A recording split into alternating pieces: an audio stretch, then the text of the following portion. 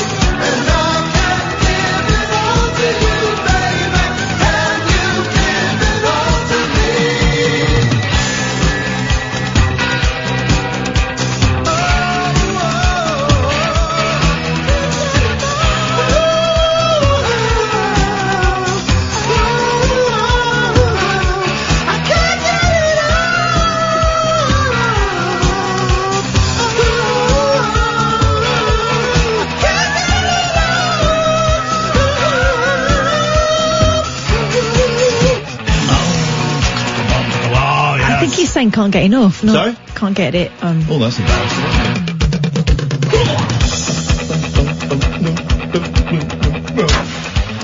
So whip.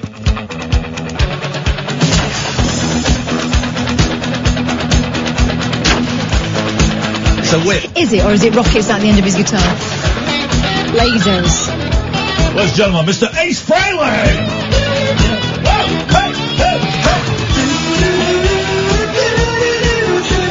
We saw, last week, we were off. Who cares? Does this sound okay to you? It sounds okay to you. Fine, who cares? 0344 499 1000.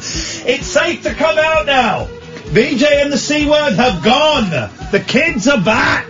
The kids are back. We're not in. I couldn't give a stuff about those supercilious twits, let's call them that. Well done, everybody, for making several hours of entertaining, thought-provoking radio, but you know what?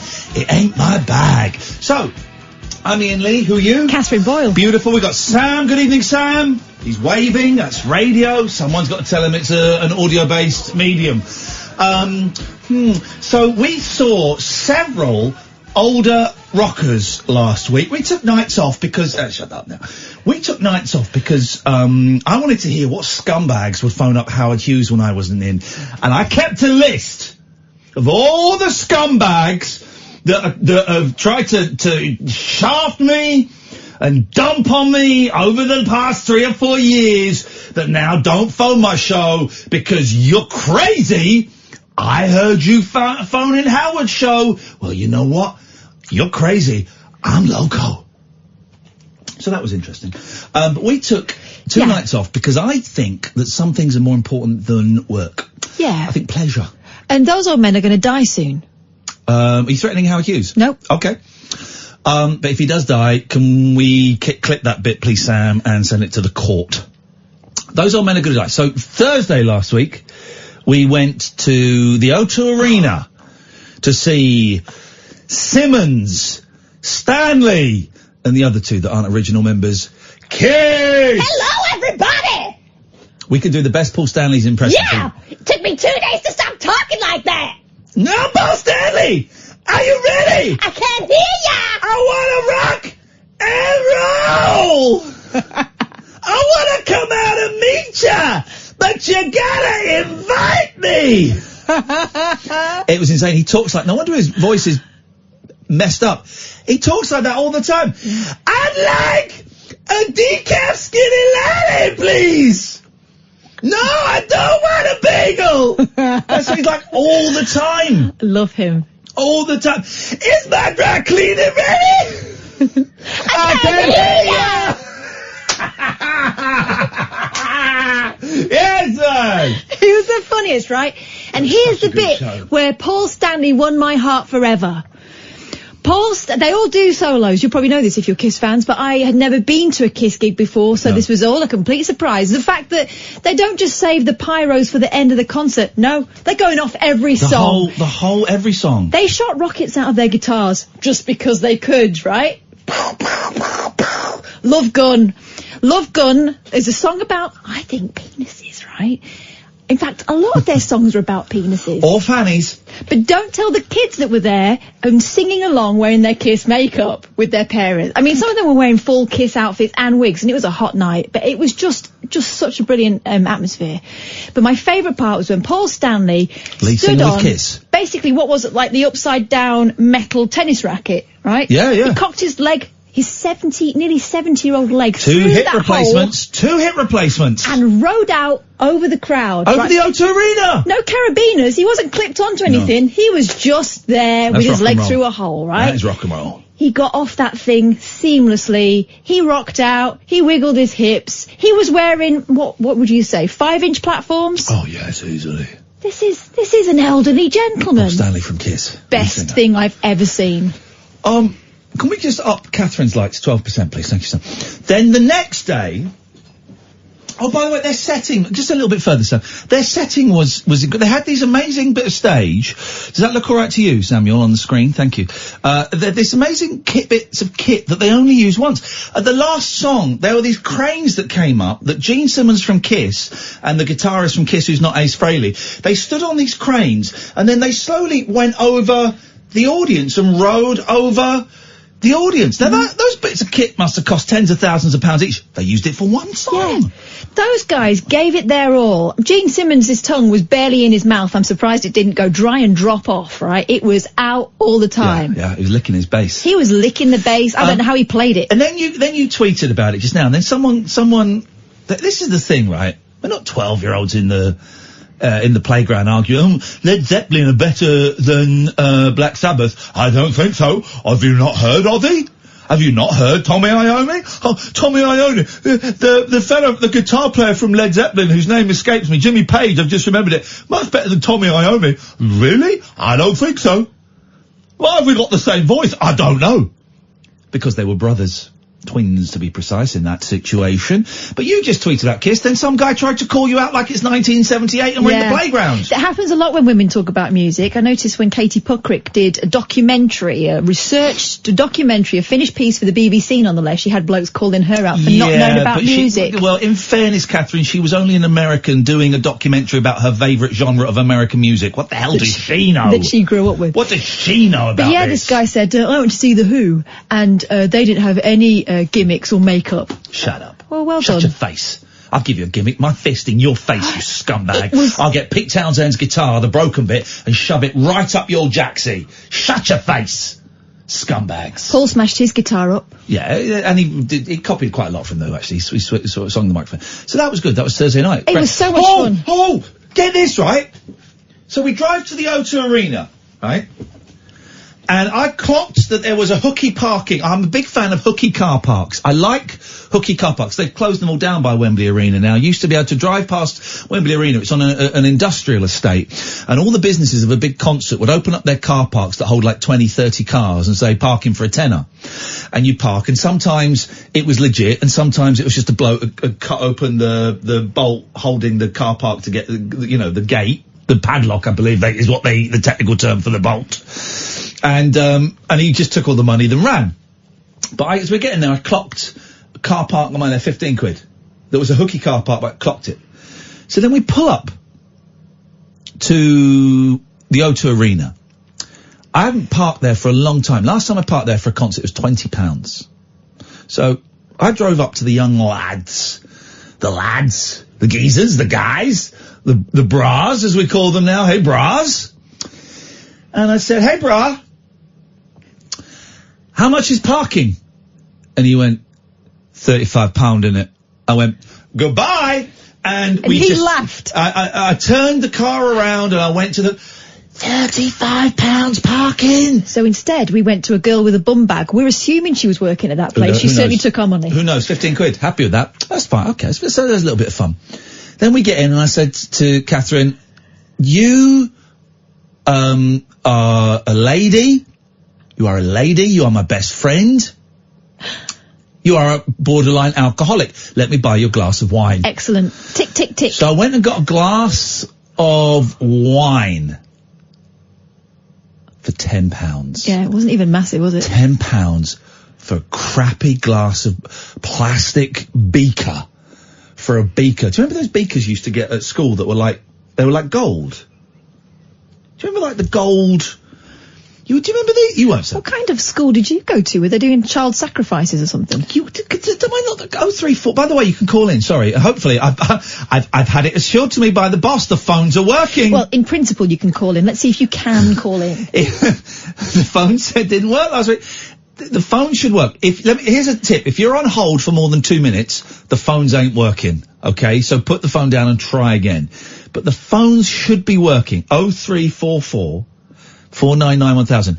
I can't be the only person, and we don't normally do these do you remember school days kind of things, but I can't be the only person to remember the gold coloured metal beakers that you would get at school. Do you know what? I'm old enough that they may even have been lead. We used to have when I was in nursery, so when I was like 4, we had a climbing frame that when I used to climb on it, it used to make all the bones in my body ache. Oh my God. Yeah. Like a really deep aching in the marrow. Now, would that have been lead? Would it have been a lead? Could we have had a lead climbing frame? It's entirely possible. I would climb it. Could have been lead paint. Was it painted? It was silver. I would climb this climbing frame at the age of 4, and after a very short time, all the bones, the marrow bones in my body would just ache in a really heavy, achy way. So there was that. I possibly had a lead climbing frame. But I can't be, we had these sort of gold, does he want to talk about the gold beakers? Let's do it. This could be it. This could be the one. Mike, gold beakers.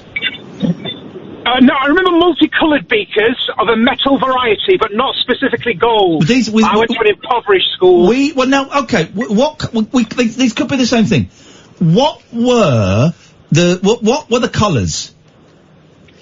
Red and orange and pink and green, purple and orange and blue. You said orange twice. Yeah, it's red and yellow. See, this is how I know it. If I was to do it off the top of my head, I would go red and orange and pink and green, purple and orange and blue. He's right. Those are the words. No. Red and yellow and pink and green, purple and orange and blue. So you said orange twice. No, red and yellow. I can see a rainbow. I can sing a rainbow.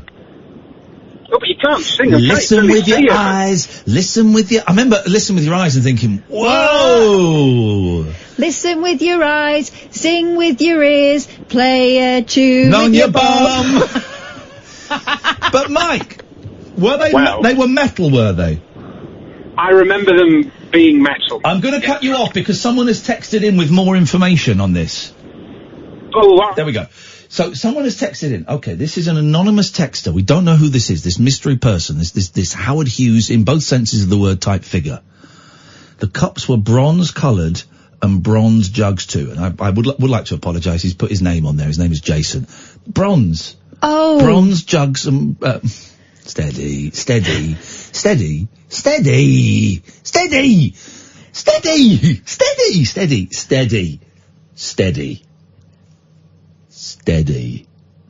Bronze, steady, jugs, and bronze, cups. No, I remember like a tarnished silver. Okay. That's jug. Yeah. With a black handle. Steady at the back, please. Black handles. No, we don't do black candles. We've only got white candles. Oh, good one. That's like that awful sketch by Ronald and Ronald, the two Ronalds.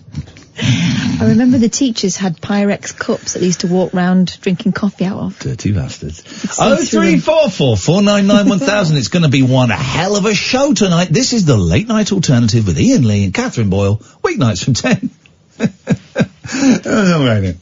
Closing time conversation for tax inspectors, taxi drivers, and taxidermists. Great big talk for the wee small hours. You've been trolling me big time, mate. The Late Night Alternative with Iain Lee on Talk Radio. Oh dear, what can the matter be? 3 old ladies stuck in the lavatory. One blew off. I don't know that song. They've been there from Monday to Saturday. Nobody knew they were there. They'd be dead. They'd be dead by now. 3 dead old women in the toilets. Come in Monday morning, you open. What's that stink? Oh my God, there's 3 dead old women in the toilets! They didn't survive World War II for this. 0344. Do we know for sure that the phones are working? I'm going to phone up the radio station because we had terrible trouble last week with the phones. Terrible trouble. 0344 499 1000. Terrible trouble with the phones. So let's see. Thank you for calling Talk Radio. Calls are charged at your provider's national rate. Your call will be answered shortly. Thank you for holding. All right, it's working. All right. Well, in that case, why are we not getting any phone calls? Okay, so the phones are working. It's the concept of the show that's not working. I get it now. Here's a depressing thought for all of my listeners. Right? This is a depressing thought for all of my listeners. As you know, the Talk Radio Facebook page is a cesspit of scum. Hate it. Only go on there to wind people up. I went on there to have a little look today. Most videos get a good video on there from the show or from another show will get 30, 40, 50 comments. 50 comments is good. 50 comments is really good.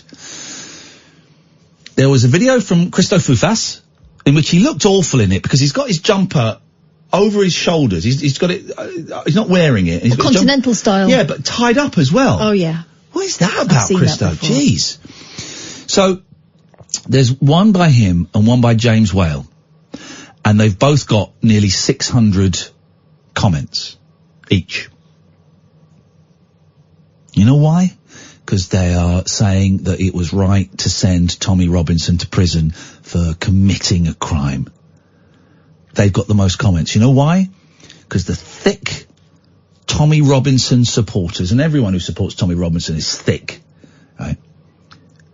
Go on there to defend him and stick up for him because they don't get the it's a stitch-up that he went to prison. It's a stitch-up. I was having an argument with someone the other day before I realised what I was doing and I just deleted it. I thought, there's no point. Someone who I've actually had, I've had good communication with before on Twitter, sent me a microphone once. Really expensive bit of kit. Wow.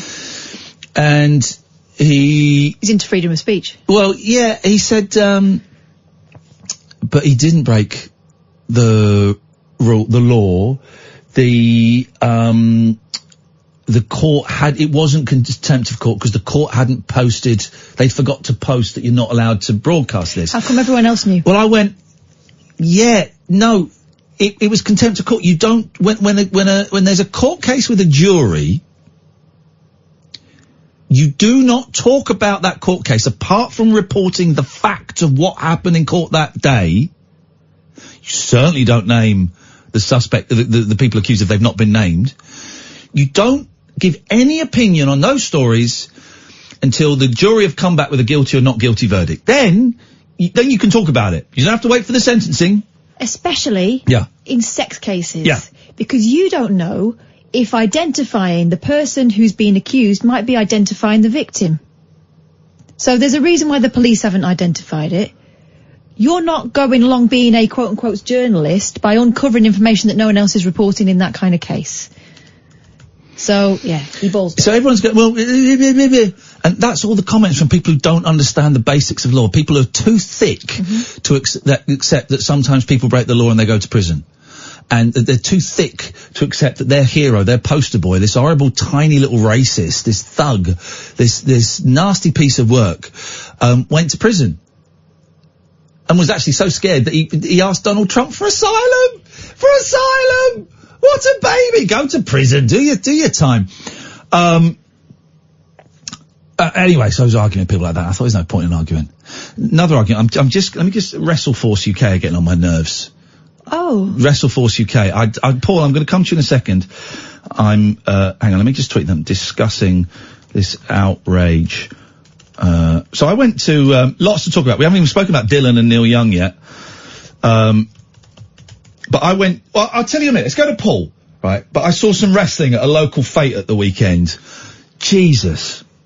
I had to stop my boys watching it in the end, partly because it had finished, but partly I'm trying to instill in my boys. I'm not one of these no winners, everyone's a winner. No, you win, you lose, you come second. I'm into, I appreciate that. If you're pinned to the ground and cannot move, you're the loser. But I want fairness. Mm-hmm. I want fairness. And I saw a wrestling match at my local fete in High Wycombe on Sunday. If you're knocked out with a chair and you can't move, you're the loser. Apparently organised by this Wrestleforce UK. And suffice to say, the rules were not being adhered to. Mm-hmm. If a woman hits you over the head with a guitar, there was no guitars or chairs. You get the idea. I do, yes, yeah. But there was cheating going on. I was telling the referee, there was shouting at the referee. He completely ignored me. There was a bloke out of the fight was going on outside of the ring. What? It was tag teams. There was a fight going on outside of the ring. There was a guy unconscious outside of the ring for about 90 seconds, 2 minutes. No St. John's ambulance, none of that. Where were those guys? Exactly. So, Wrestleforce UK, I would like, if we can get someone on from Wrestleforce UK, I would like to speak to them about their appalling, show at the weekend. Appalling. Good evening, Paul. Good evening. Appalling show, Paul. It was an appalling... I'm terribly sorry about that. It was cheating. It was cheating in front of my kids, and I do not like that. It was, what's the point of putting on a sporting event as part of a town and country show, as this was? And then there's cheating. I'm going to be complaining to the council. I'm going to be complaining to the organisers. And if anyone from Wrestleforce UK is listening, 0344 499 1000. As far as I'm concerned, you're scumbags. Because they're justifying it. Let me read you. They've sent me a statement. They genuinely sent me a statement, right? This is their statement. In regards to the officiating that occurred last weekend at the Bucks Country Show and in general, all Wrestleforce referees take their responsibilities very seriously, and it's certainly not true to say they aren't interested in upholding the rules. While a lot of the Wrestleforce competitors do abide by the rules, unfortunately there are some who do not. Kick them out. Kick them out. They will often take great care and utilise devious tactics to ensure that the referees doesn't see their foul play. We completely understand people's outrage. I don't think you do. But please understand that the referees often face a very hard task in catching the rule benders steady. The rule benders in the act. That is not... That wasn't your experience, it was blatant, wasn't it? Here's the thing, right? Well, if one referee can't cope with it. And I'm going to be honest, I don't want to cast aspersions about him. He was a young lad. I don't think he was up to the job. If one referee can't cope with a tag team, here's the thing as well, right? Here's the thing, and I can see that someone from Wrestleforce has called in, Oliver. Excellent. So we'll have a word with Oliver in a second, and we'll just call these charlatans out, because what I saw was not sportsmanlike at all. Here's the thing, tag team. 2 men versus 2 men, right? Yeah. No. Oh. 2 men versus a man and a woman. Now, well, maybe she was the really hard one. Don't. No, steady. Steady, Paul. Now, listen, I'm But you know, if we were a tag team, I would be the one that was deployed as shut up, you're a bit stupid now. the finisher. Well, you like finishing men off. What? You like, finishing men off in the ring. What? I would put an end to Whereas I prefer to batter someone in the ring. Well, you finish men off in the ring, Catherine. You're right, Paul, you're choking a bit. So, let's get this guy on, because I'm furious at what my kids had to sit through. Hang on a second. Let's get this on. What? Oh dear, hang on a minute. Oh, don't tell me. Right, can you put Oliver onto line 2 for me, please? And we'll reboot in a minute. Let's get this, here we go. Good evening, Oliver. Evening. This is Oliver from Wrestleforce UK. So it was your sports, and I'm using that in inverted commas because there was nothing sportsman or woman-like about what the cheating I saw. It was your wrestlers. It was your wrestlers I saw at the weekend at the county show in High Wycombe, was it? That's right. So, I had my boys, 7 and 9, and we saw, wrestling, Daddy, can we go and see it? I thought, yes, we'll go and see some wrestling, sports, some physical activity instead of all this video games. Good, clean fun. Good, clean fun. I thought, Oliver, right? I saw two guys versus a guy and a woman, and we joined the fight halfway through, so I don't know what happened at the start, right? It's a tag team. But there was, the 2 guys were simultaneously going down on this woman. What? Just please, I'm trying to be serious here. They were beating her up. The referee was talking to her tag team partner in his corner. He couldn't see that there were 2 men beating her up. Oliver, is this the kind of thing that we can expect from Wrestleforce UK, mate? Well, unfortunately in wrestling we do have people who play by the rules, but we also have people who don't. And very often the popular matches is when you pit 2 rule benders, as we call them, versus 2 straight-laced guys, nice guys, good guys, whatever you wish to term them. Those tend to be the most appreciated matches because, of course, the crowd will want to get behind, hopefully. I don't appreciate cheating, Oliver. How safe is it? Because there was one bit, right, when, okay, let's call them, in your terminology, the bad guys. 2 of the bad guys tossed off the good guy from the edge of the ring. They tossed him off. He fell out of the ring. He was unconscious for about 2 minutes. There was no St. John's ambulance. There were nobody. I could see members of Wrestleforce stood there. They were cheering it, right? The referee is in the ring. I'm going, oi! Ref! This bloke's unconscious! Nothing, Oliver. Nothing. You're happy with that standard of safety, are you? Well, there was a paramedic on hand. There was no signal. You didn't need a signal. The bloke was unconscious on the floor. Well, not for the count of 10, nor was he legal, nor was it monitored. If he had needed assistance, the assistance was there for him. It's very, very common for wrestlers to be down for quite a substantial amount of time. This guy for but real. Not need first aid. He was unconscious. The referee didn't see it, despite me calling and pointing to the gentleman. I didn't approach him because, for legal reasons, I'm not allowed to help anybody with a medical issue. We won't go into that now. You got struck off. All right, I didn't get struck off. I didn't actually have a license, but. He was that bloke could have, for all we know, luckily he got up and he got back in the ring and carried on fighting. He seemed to recover quite quickly, if I'm honest. But no one came to help him, Oliver. No one. Well, as you just said, he seemed to recover quite quickly. That's a testament to the athleticism and toughness and resilience of our competitors. As he recovered, therefore an ambulance or first aider was not required. But had he needed assistance, it would have been there. Now, getting back to what you witnessed and being very unhappy with it. Yeah, very unhappy. You're being very unfair to the referees at Wrestleforce who do their best. As I mentioned, yes, I don't particularly condone the rule benders. I don't condone any bending. No. Paul, steady. Oliver, continue. Paul knows differently. However, as I mentioned, it's usually the most well-received matches are to pit these bad guys, as you call them, against the good guys. Now, the referee was doing his best. The bad guys, or the villains, I call them the rule benders, because, you know... Stop saying rule benders! For God's You need to calm down. The referee was about 15 years old. He didn't have he's never shaved. He didn't have a clue what he was doing. He was talking to one guy while a woman was getting jumped on by two blokes. You can't tell me that that's acceptable, Oliver. Your organisation are happy with that.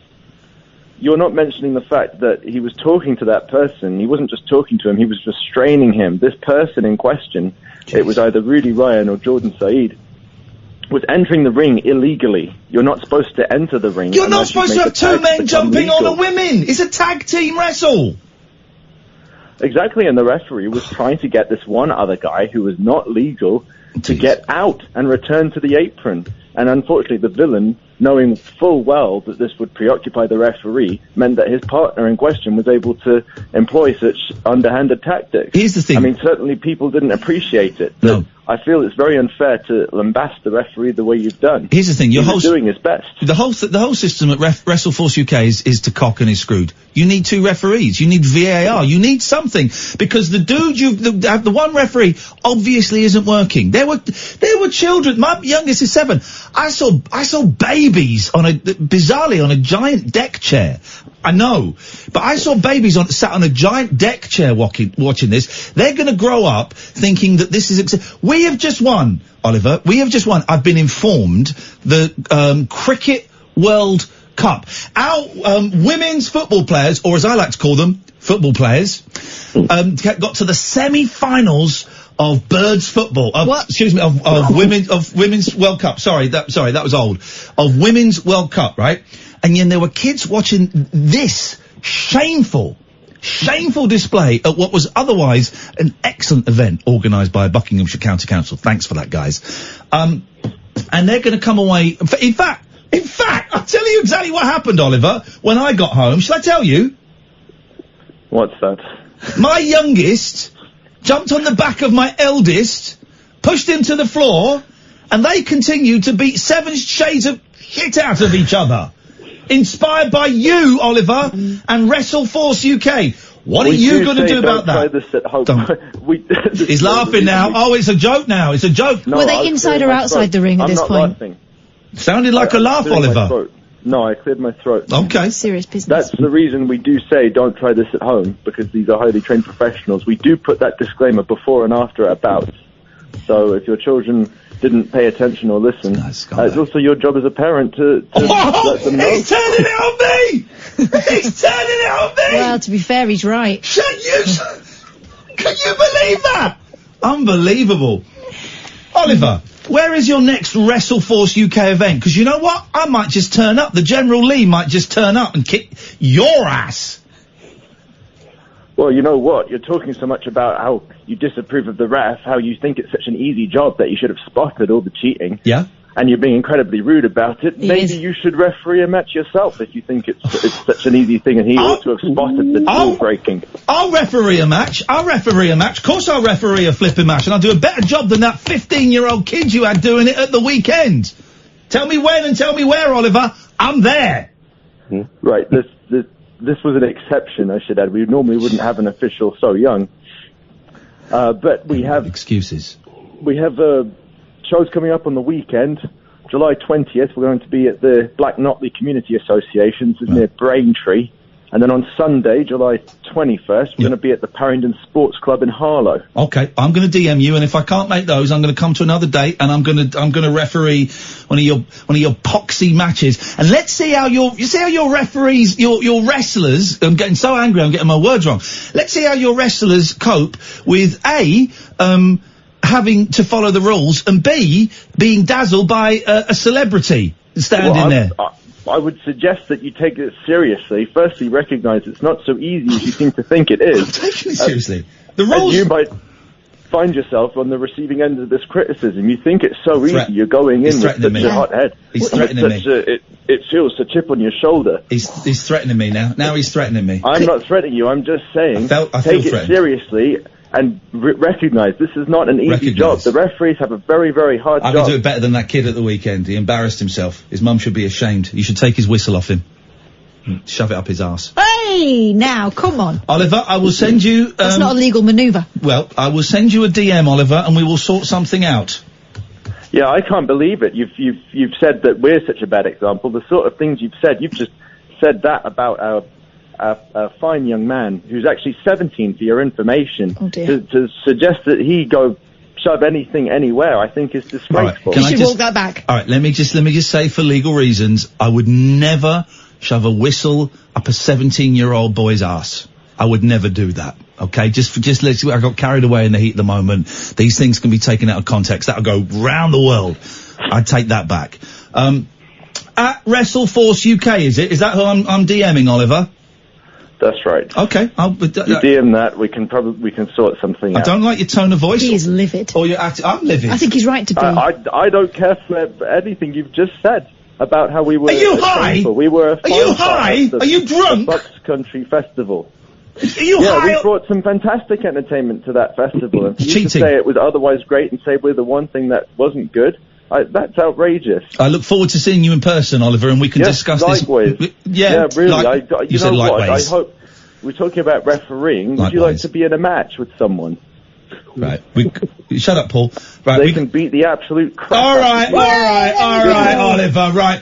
You're luckily for you, Oliver, I have to go to an ad break. Save it for the ring, boys. Kath's obsessed with rings. Oliver, I have to go to an ad break now, otherwise I would consider... He wouldn't. Shut up, man. I could have beaten those... I could have beaten those... I could have beaten those fellas at the weekend. Don't be silly now. Oliver, thank you for your time. Yeah, thank you, I think.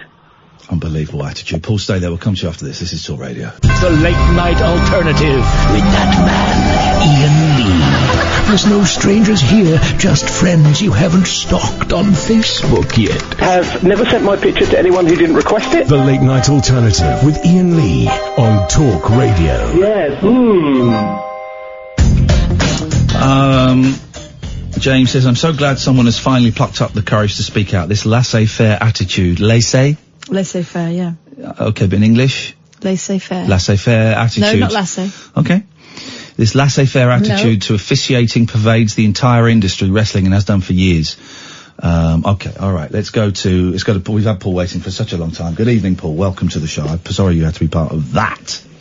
It was a great pleasure for me, actually. Okay, as long as you were pleasuring strange yourself. What can we do for you, Rhythmic Paul?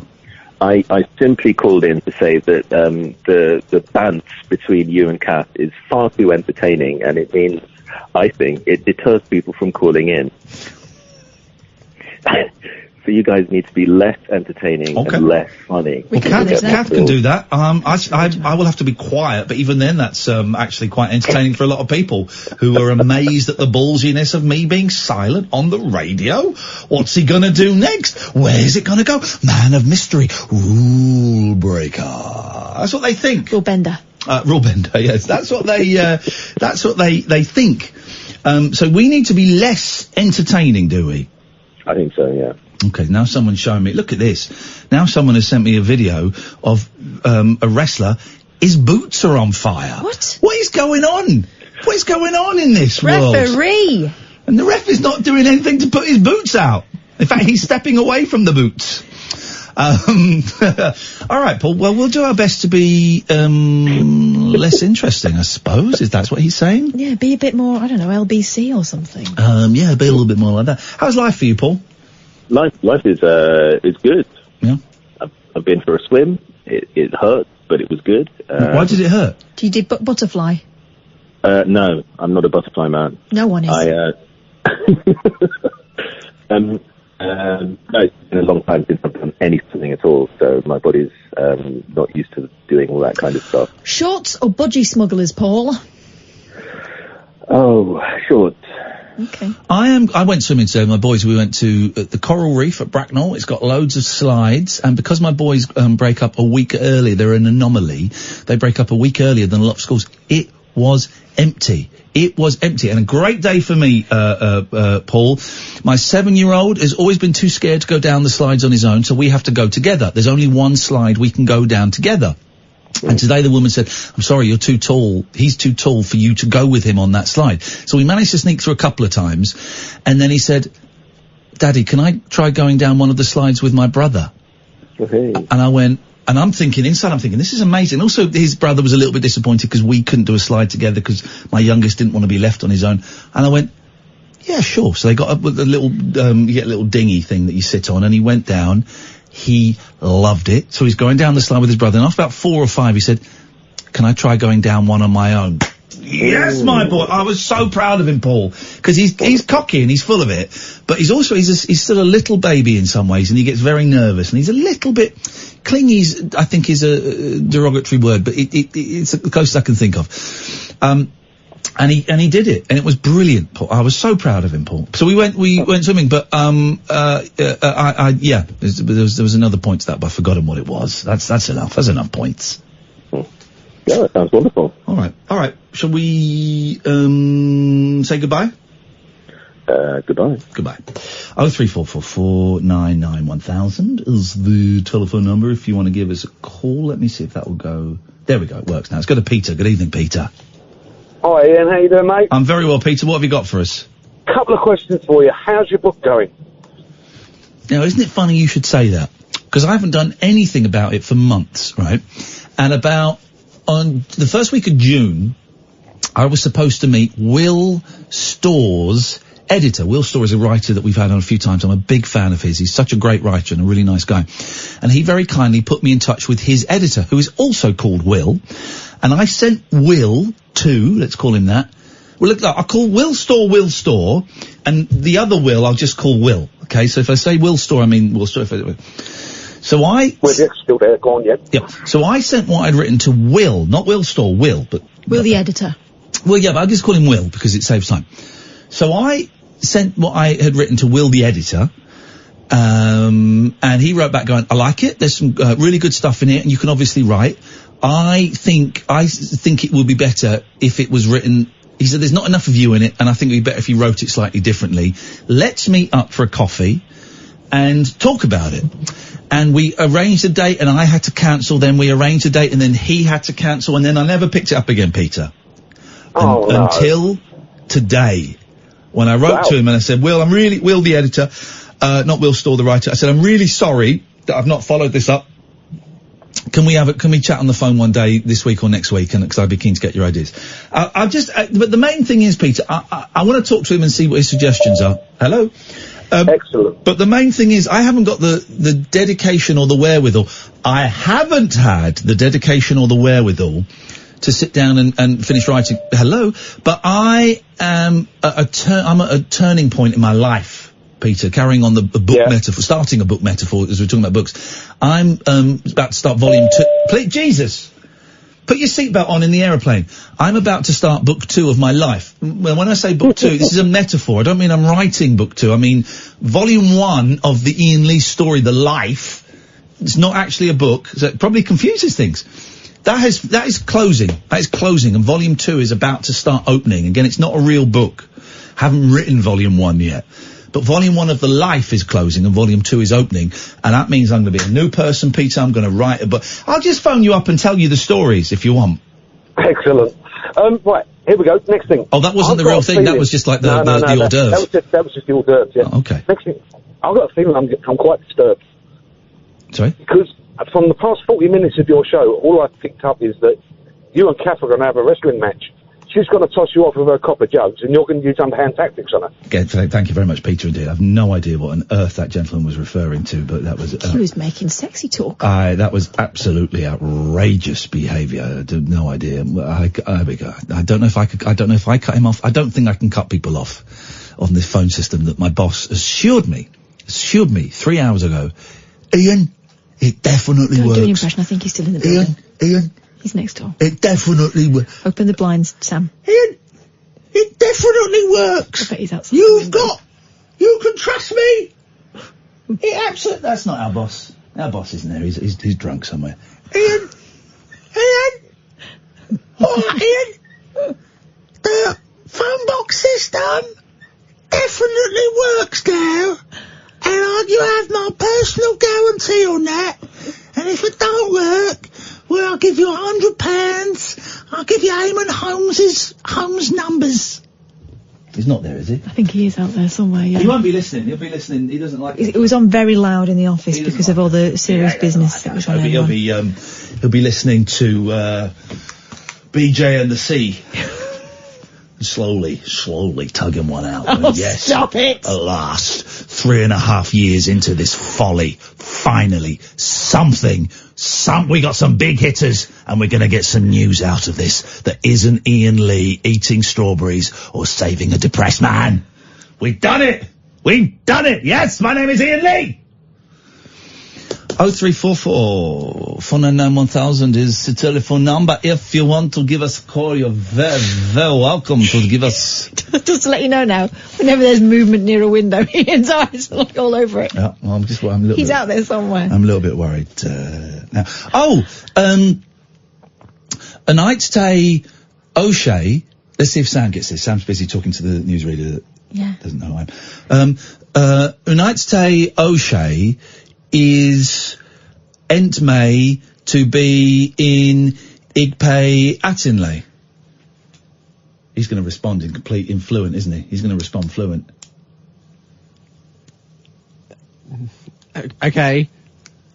Highway. Icosbay, I clay the now words starting with vowels. What? Ounsay of tea. Yay. What's that? Sound of it. Yeah. Or say I'm on Ord Bay. He's okay, bored. I'm on board. I thought you were saying, okay, here's the problem. I speak it fluently. Obs. I don't understand a word. I spay it uant. Flay? No. And they spoke in Greek then. Uantly flay. Up bay. I unt day. Stand unday a ordway of it.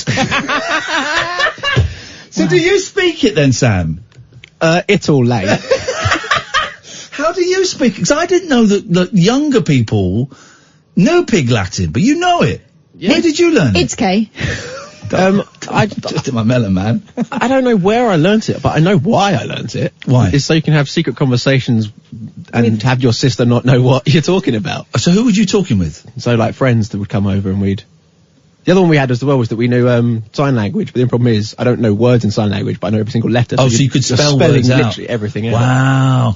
Because I only know Pig Latin from Three Stooges movies where they go ixnay on and if they're doing something illegal, ixnay on which is nix.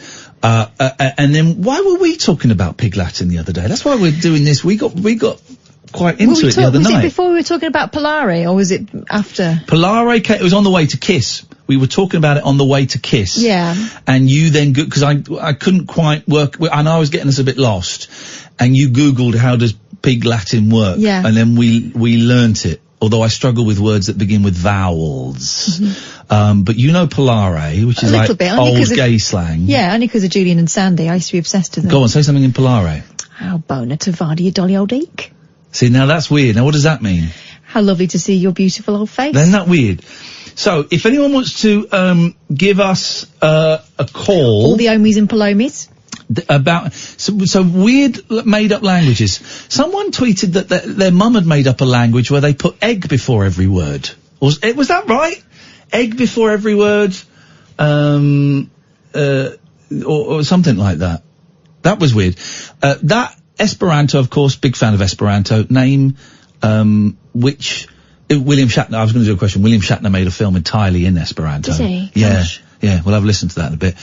So made up languages, 0344 499 1000, wrestling. Can you let us know that the phones are working? Have you tried to get through and failed. That would be interesting. But I think that was a cracking first hour. I think we can ease up a little bit now. We've done our day's work. The rest is all bonus. Bonus. Not bonus. 0344 499 1000 is the telephone number. The Late Night Alternative with Katherine Boyle, Iain Lee on Talk Radio. The Late Night Alternative with Iain Lee on Talk Radio. We have ways of making you talk.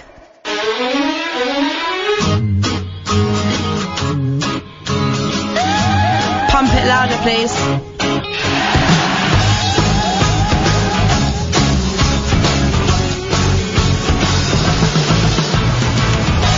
You know it's summer when you call up and tell your friend of your amazing bikini set that you bought at Topshop.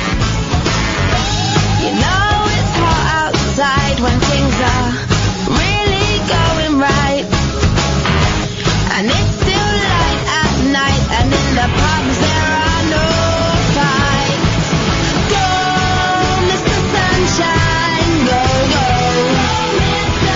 Sunshine, we're gonna rise up in the sky and say hello. The streets are like a fashion show. So get outside, 'cause it's summertime, don't you know? You know summer has kicked off when all the boys have got their shirts off, even the fat old men with their hairy chests, when keeping them on would be best. Some girls walk around with nothing on, 'cause they know the sunshine won't last long, so they really have to market themselves, 'cause in winter they'll be left on the shelf. Go, Mr. Sunshine, go, go. Mr. Sunshine, we're gonna rise up in the sky and say hello. The streets are like a fashion show. So get outside, 'cause it's summertime, don't you know?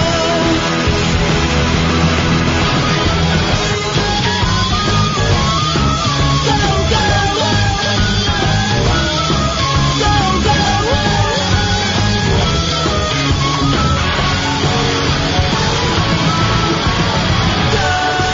Mr. Sunshine, go, go. We're gonna rise up in the sky and say hello. The streets are like a fashion show. So get outside, 'cause it's summertime, don't you know? Go, Mr. Sunshine, go, go. We're gonna rise up in the sky and say hello. The streets are like a fashion show. Here we go. So get outside, 'cause it's summertime, don't you know? My kids are obsessed with the first Remy Nicole album, and we have to play tracks 1, 2, 3, 4, and 9, which is that one. That was track 9 a lot. Listen to the album a lot, but those are the tracks that they really, really dig. Maybe 6 as well. And they know all of the words, literally all of the words, and they're singing along. Let me find the best bit. What's the? This is the song, right? And there's a bit in here. I've played this song on here before. Let me get it to the. There's a great line, and hear my 7-year-old singing this at the top of his lungs. Where is it? Should be around. Here we go. This is it. Right, I got it straight into place. This is how good I am. So my 7-year-old sings this, not knowing what any of the words mean. Okay, this is. I'll record him. He's off on holiday. I'll record him singing this. Do you remember coming home from school and all you did was chill? You'd watch Wolf, Grotbags, Biker Grove and Sean Maguire in Grange Hill. Ladies and gentlemen, there you go. You see. He remembers none of those things. You'd watch. Well, it was not. You'd watch Woof, Grotbags, Biker Grove, and Sean Maguire in Grange Hill, except he thought it was Grain Chill. Is there really a program called Grain Chill? I said, no, there was no program called Grain Chill. It was Grange Hill. No one remembers Sean Maguire, let's be honest. I mean, come on. But the boys singing that, and it's a thriller. I will have to record them singing that. Good evening, the late night alternative. Ian Lee, you are... Katherine Boyle. Sam is through there. He'll be taking your phone calls this evening. You're welcome to call in about any of the nonsense that we have discussed so far. Pig Latin. We've talked about wrestling. We've talked about Kiss. Quite niche tonight so far. But also you can call in about anything you want. Absolutely anything you want. The phone number 0344 499 1000. 0344 499 1000. Free for most packages. Cost you pennies at most. You'll speak to Sam. He will take your name and number and we'll give you a call back. So, Thursday, we saw Kiss at the O2 Arena.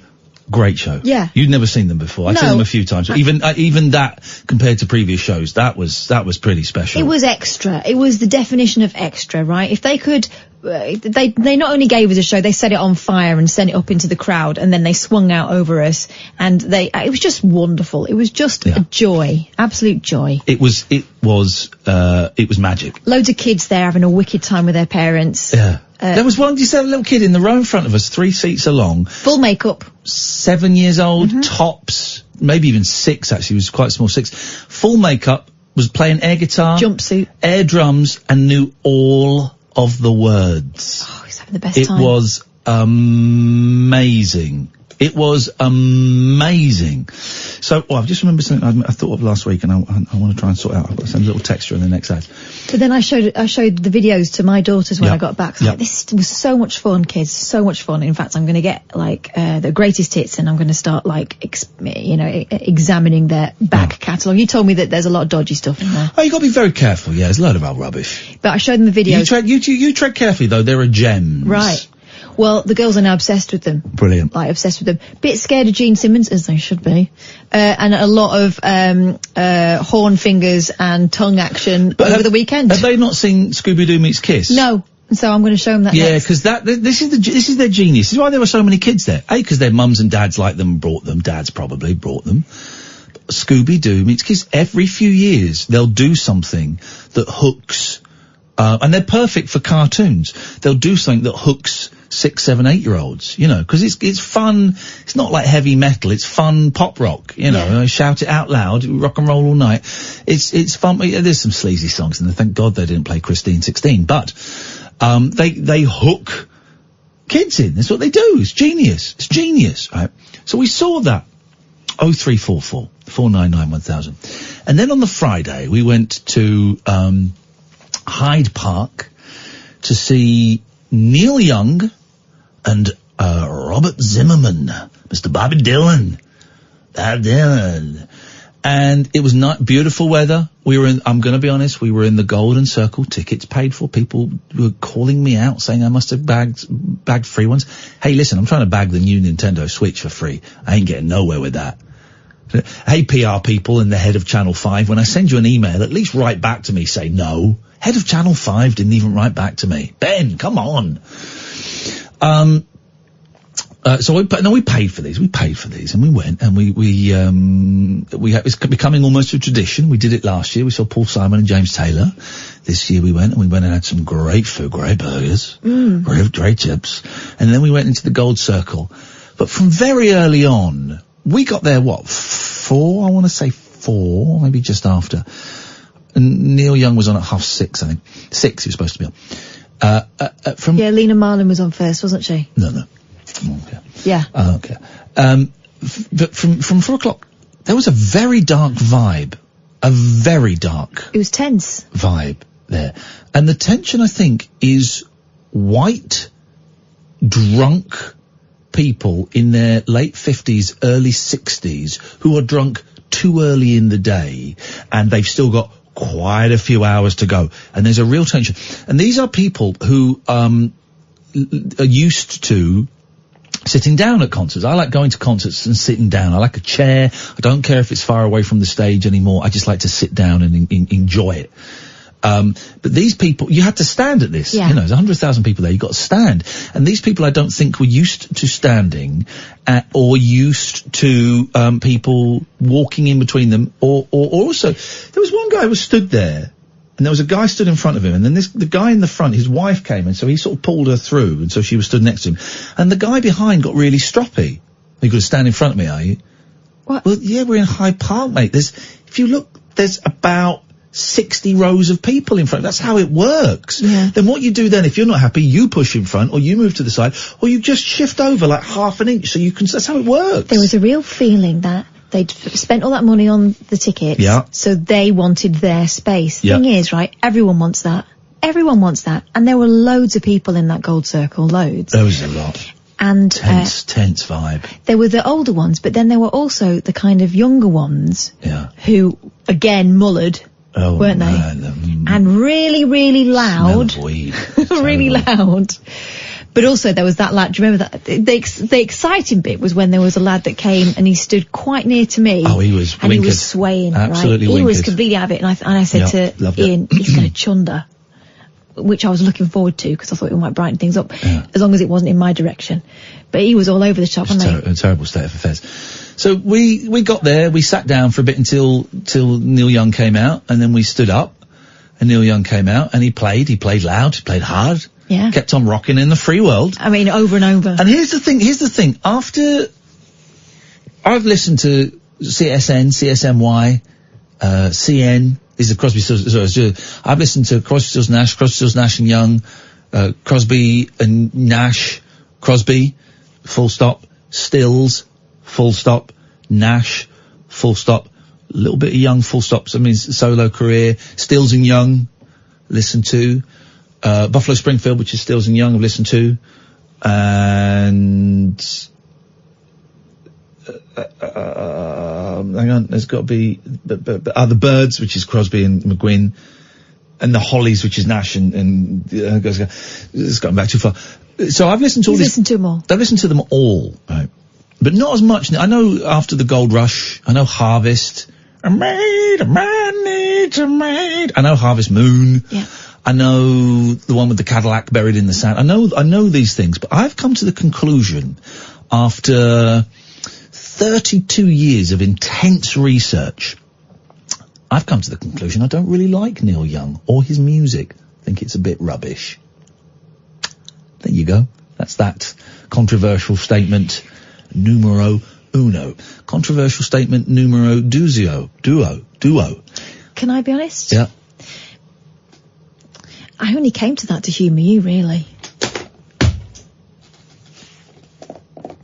Because my dad used to make me have it with Neil Young, and I always thought it was creepy. What? Well, you know. Here's the thing. Have you ever been to a show, a country, a holiday, a movie, a concert, and so at some point on the way home, you've turned to your partner or your friend and gone, well, I didn't like it, but I don't like him anyway. And your partner's turned to you and gone, what do you mean? I went because you wanted to go. No, I went because you wanted to go. Have you ever, as a pair, gone to something because you thought the other person wanted to go and they didn't? 03444991000. They were on my bucket list. Yeah. To see Neil Young and Bob Dylan in particular on my list of people I had to see. Having seen all of the 60s greats, I had to see Dylan. A recent convert to Dylan. I wouldn't call myself a Dylan head or a Dylanologist, but as a recent convert to Dylan, I had to go and see... Dylan sorry? Dylanologist is actually the real word, so your joke, I didn't get it, so that means it's not funny, and also it's not needed. It's not welcome round here, actually, so you can take that back. So I went to see him. Tension from the other day. And I knew what to expect. I know that he can't sing anymore. I know that he does, he completely reworks the songs, so that they sound completely different. I did expect better diction from him. Couldn't understand a word. I wish I could sign read, because there was a signist there, but sign maker, but I couldn't read it. I couldn't understand a word he said, Bob Dylan, because he wasn't doing the tunes, and I don't know the songs that well. I was buggered. I think what I know of Dylan is that he doesn't care what anyone else thinks, and he doesn't care if you enjoy yourself. Well, this is the thing. Bob Dylan, disappointing audiences since 1966. And I have laughed. Bob Dylan does this all the time. He annoys his audiences. 1966 when he went electric, 1978 when he went Christian, the 80s. And I've always laughed at him upsetting audiences. So I got to take this on the chin. Basically, I didn't really like it. I'm glad I saw him. Didn't really like it. I found it funny to start with. It's funny. I liked it when I finally worked out he was singing Like a Rolling Stone, and the audience was singing the tune to Like a Rolling Stone while he wasn't. I enjoyed that bit. And then after an hour, I turned to Kath and went, I'm done. And you thought I was joking. Yeah. And I went, no, I'm done. I've seen Bob Dylan. Let's go. And we went.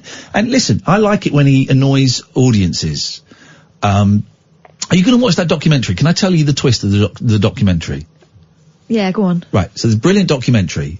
There's an interesting documentary on Netflix about the Rolling Thunder Revue, which was a big kind of tour that he did in 1975 and 76, right? And it's got great footage from that tour. Spoiler alert, guys, if you've not watched the documentary, switch off for 5 or 10 minutes, and you're going to watch it. And it's him being interviewed about the tour, and the stuff that he says during the interviews are great, and it has interviews with the guy that filmed it. It has interviews with Sharon Stone, because she is I think a 19-year-old or a 18-year-old or something, went with her mum, and Bob Dylan hit on her.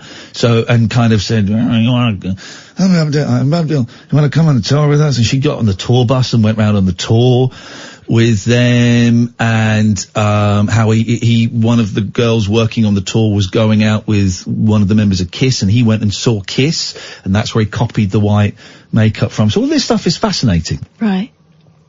None of it is true. It's a put on. It's everything that you see as a talking head is made up. Right. Now, but and it's never made clear. It's given away in the beginning, because I knew, because Dave phoned up and ruined it for me, so I knew there was a twist. So I was watching, and right in the beginning, he says, Oliver Stone, I don't know if Oliver Stone's in the interviews, but someone says, so, Bob, what do you remember about the Rolling Thunder Revue? Man, I don't remember nothing about it. Okay, do you want to make stuff up? Sure, the Rolling Thunder Revue was great. And then he talks about he wears a mask in this tour. And he says, here's the thing I learned. Here we go. Here's the thing I learned. Bob Dylan. Oh, how does Bob Dylan talk? Well, on Saturday, old Bob Dylan. Younger Bob Dylan. Oh, right, I don't know. Here's the thing I learned. No, that sounds like Ray Allen and Lloyd Charles. He goes, here's the thing I learned. Right, this is like the second thing he says. Man only tells the truth when he's wearing a mask. Never believe a man that ain't wearing a mask. He's not wearing a mask in the film, so I thought, oh, right, okay, so there's something in... Everything in that... The film, the director of the film is an actor. Sharon Stone was acting. Everything in that film is made up. Now, once I read... It's never explained in the film. You've got to Google it and find it out. So once I watched the film, I thought, this is a great documentary.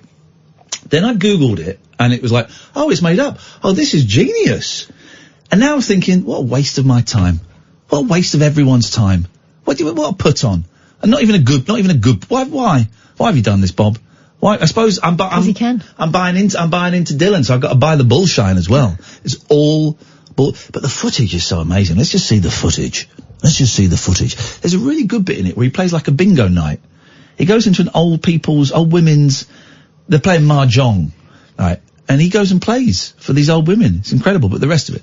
Anyway, so Bob Dylan, you can stick it up your ass. 0344 499 1000. Were you one of the 100,000 people there? Maybe you enjoyed it. If you did, you're wrong. But phone up and I'll tell you why. 034. That's why we don't get calls. The arrogance of this idiot. 0344 499 1000. This, dear listener, is Talk Radio. Unmissable late night radio with the original king of unconventional conversation. Make contact with Iain Lee. The late night alternative with Iain Lee on Talk Radio. So I still like Dylan. I'm glad I've seen him.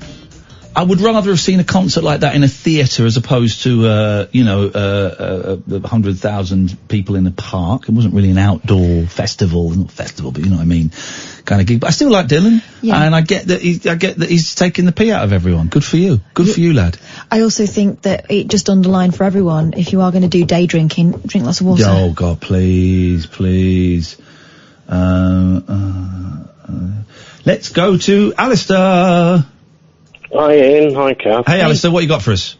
Well, can I just mention your phone system, please? You what? Well, when Sam put me through, normally the person can hear, what the show is going. Yeah. But this time it was like you and Kath speeded up. What? And very echoey. You're like Martians. Oh. Right, hang on a minute. I'm having some of this. Right, hang on. I'm having some of this. Yeah. Well, the phones are supposedly working now. The phones are supposed to be. Yeah, and when it. Hang on. Yeah. Calls are charged at your provider's national rate. Right, so answer it, Sam. Will be answered shortly. Put us on hold. And then leave me there.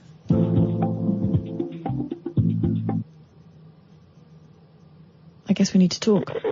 Yeah, but Shut up. Now, is that me? Yes. That's it, but that's me talking. All right, well. Were you talking to yourself? Clear. Jesus. Yeah. Anyway, Lester, what have we called in for tonight? Well, because I couldn't hear. I know you've been talking about Neil Young. I got that. Yes. How was he? Did you enjoy it? I don't like Neil Young, I've decided. Oh, really? Yeah. Okay. Yeah, that's life. Deal with it. Yeah. Yeah. What have you got? Go on, what have you got? Come on, let's do this. What made you pick up the phone and dial in? Well, just to let you know that I'm still doing very well. Beautiful, well done. Congratulaziano. I had a shower today. Oh, what? And, shower. Oh, is that unusual? Well, it's getting better, the regularity of my self-care. Well done, good, yeah. But I looked at myself in the mirror, and I said to myself, I would. There's a man. Do you have conclusive proof that you were actually looking at a man? Was your dingle-dangle on display? Oh my God. Everything was there, but psychologically I felt like a man as well. Yes, son! Come on, Alistair! This is it! Life is changing. Life is changing. My life is changing in oh so many ways. Let me tell you about that, guys. My life is changing, and people that have belittled me and bullied me in the past, boom, shaking them off. I had a great session with my therapist today. I'm facing new challenges. I'm feeling motivated again. I'm gonna turn people's heads, Alistair, and you can do the same. Good. Okay. All right. Listen, good to hear from you, man. Thank you. Let's go to George. Good evening, George. Good evening, Iain, Kath. It's Neil Young. Harvest Moon is a nice song. It's a very nice song. It's a lovely album. Man Needs a Maid is a great song. I love it. Yeah. But I just don't think I like half a dozen of his songs, but I don't think I really like him. No, that's okay. Okay. Yeah, that's okay. And Dylan, I never liked any of his stuff except for the Wigwam track. You should mention, yeah. That's. I like Dylan. It took me a while. I got into him a couple of years ago. I dig Dylan, but I just thought his live show was pony. It was a joke. It was performance art. It was a joke. He was doing a joke on us, and I get it. I got the joke. I'm the only person there that was clever enough, smart enough to get the joke. No one else got the joke. I did. How's everything else going for you?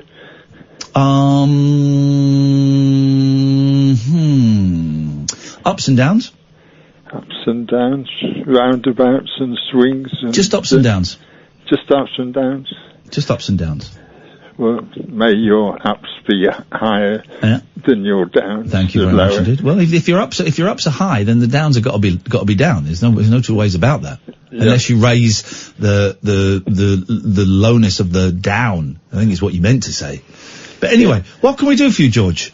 Well, just our bet I'm thinking of. I'm more and more confident that you're going to lose your 2000. This is the bet that you are going to have a song not only in next year's Eurovision, but it's also going to win. Was that the bet? It's going to win? Yeah. Okay. And it's called a new song, and the lyric is circulating, and different people. Okay. So what have you done to get it? And it doesn't have to be for this country. It can be a Eurovision song for any country. What have you done, George, to get this into the hands of one of the selectors for one of the Eurovision panels anywhere within the qualifying countries? Well, nothing yet. Nothing but yet. I think there's plenty of time. No, there's not. No, yes, there is. No, there's not. The next show will be in, 11 months? No, because this will, I bet will become a story somewhere. A story that only people who listen to this show will be aware of, and even then they'll think it's one of the weakest things that we've ever done on this show. No, you want to lose the bet, don't you? You want to lose the bet. That's the story for you. No. The story for you is you lose the bet and you give me £2,020, which you know that legally I can't really take. Of course you can. Of course. A bet of honour. And, Hang on a second, George. I've got to tell Cass something really important. I've just remembered. Last night, as the boys were in the bath, the youngest was in the bath, he said, my brother can do this for really long. And I went, right, bring it on, boys, come here. And we had a challenge. Now, it's not too far a stretch to go from Pradeep to slightly different. I destroyed those kids. Well done. Thank you, Katherine, thank you. I thought you were looking different today. Thank you. Hey, carry on, George. Carry On, George sounds like a film. I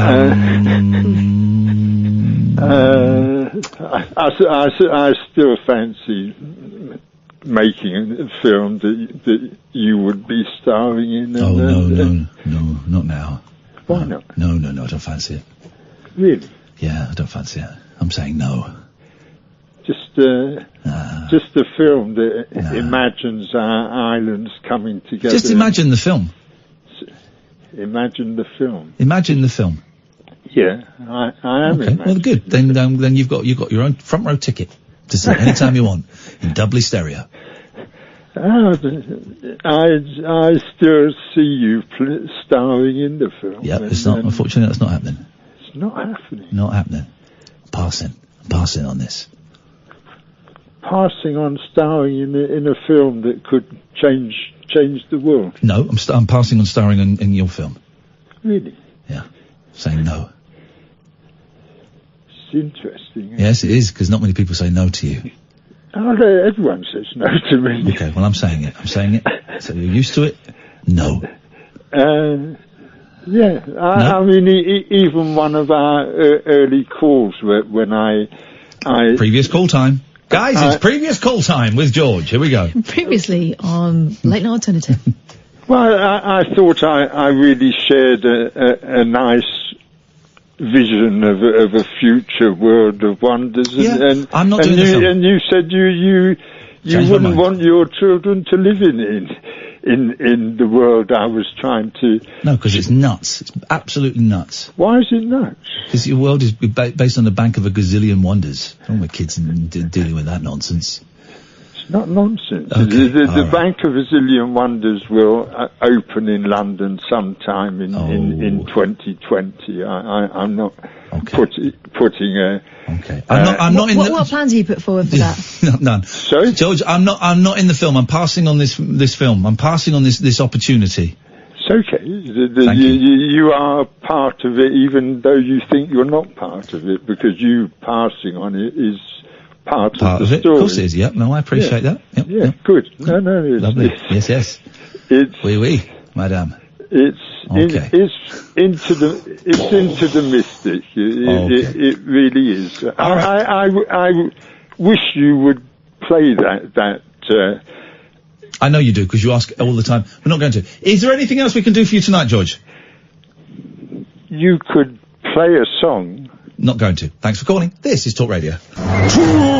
Tales of mystery and imagination on the radio show that does things differently. Dolly Parton, I listen to a record all day long. The Late Night Alternative with Iain Lee. I'm a nut job, but not that kind of nut job. On Talk Radio. Honest to God, it's the new Breaking Bad. Oh no!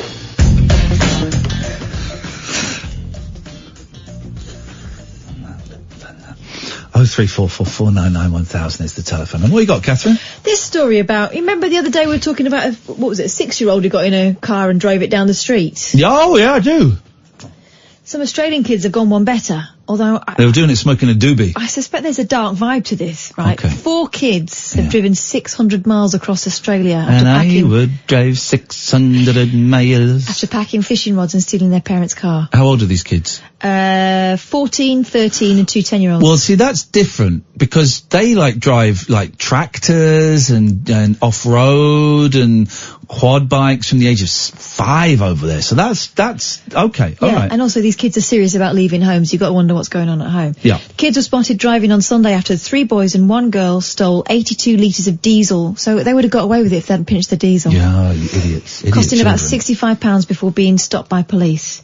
The group, 1 boy aged 14, 2 aged 13 and a girl aged 10, set out from the Queensland city of Rockhampton late on Saturday night or early Sunday morning. Queensland. One of the boys from the runaway group left a note. What's a quisling? A quisling. Isn't that like wasn't Quisling a Norwegian Nazi sympathiser? So a traitor. Oh, were they Nazis? I think. Ooh, flip. I think. Because I just joined the local pub Quisling team. That's not a bad little joke there. That's not a bad little joke. But, I'm going to have to, I don't want to be Norwegian Nazis. Yeah. I know that it gets applied to people who are within a community, say LGBT, and don't go with what, majority would. Okay. Do you know what I mean? That's my community now. That's my community you're talking about. You ought to inform yourself. It's my community, so just watch it. Please don't speak bad on my LGBTQ+. I'm just saying it's friends, complicated. particularly the Bs. Because they're my people. You massive B.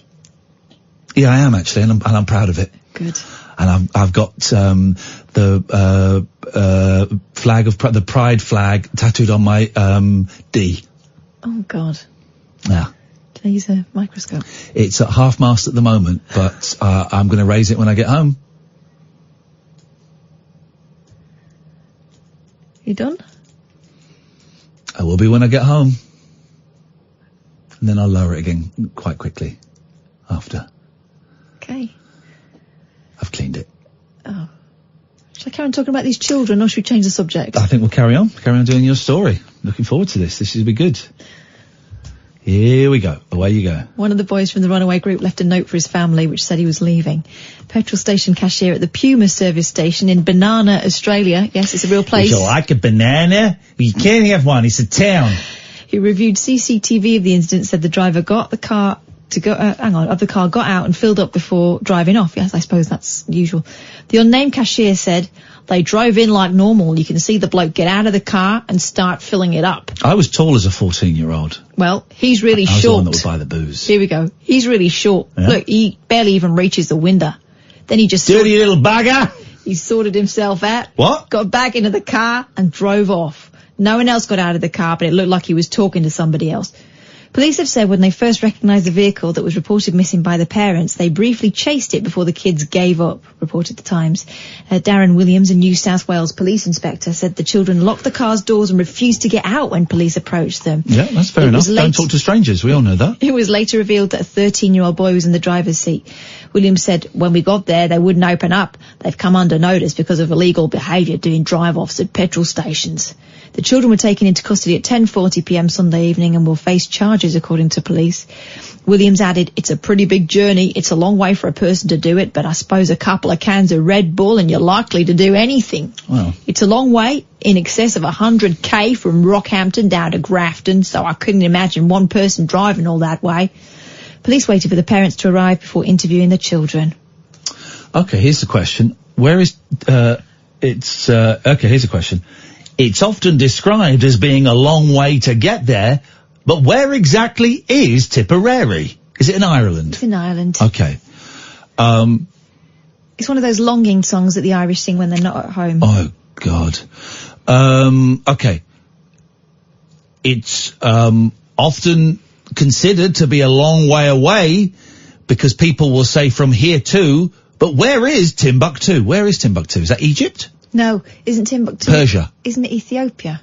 I don't know. No. I want to check. Don't check. Let me. No, let's think this through. I'm Right. I'm going to say Ethiopia. Can I check that? No, because let's think it through a little bit more. God, what's your problem? Why do you say Ethiopia, Timbuktu? Because I got in the back of my mind somewhere it's screaming Ethiopia. I don't think it's Africa. It is. I think it's kind of North Africa, which isn't Africa. Well. No, I think it's, Middle Eastern. Timbuktu. You want to go to Timbuktu?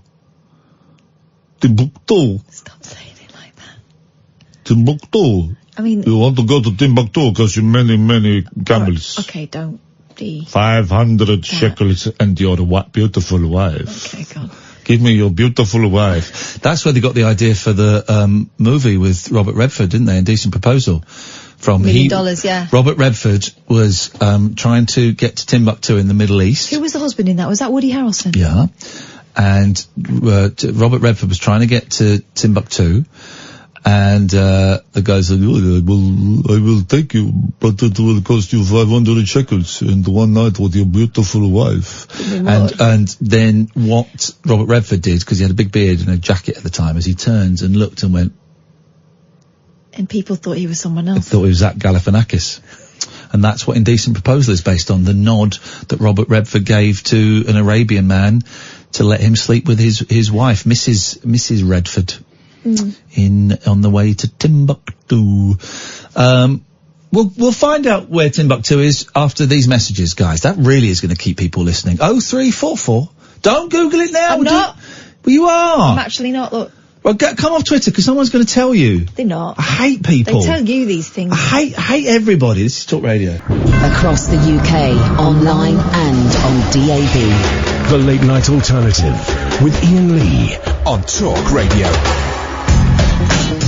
0344 499 1000 is the telephone number if you want to give us a call. A doctor, Dave Allen will come to you in a minute. A doctor inspecting a man's earache. I've not had an earache for ages. I went a bit deaf today in the pool because came down the slide backwards and the water went in. I like that.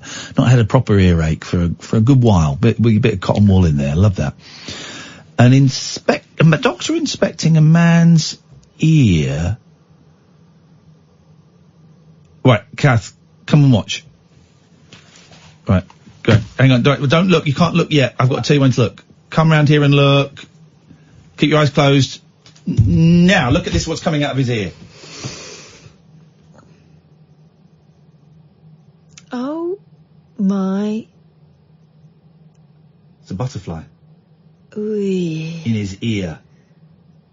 Dearie me. State of that, isn't it? How would you not notice that going in? That's a big one. A doctor inspecting a man's earache managed to remove a butterfly which had crawled in and got stuck inside for 3 days.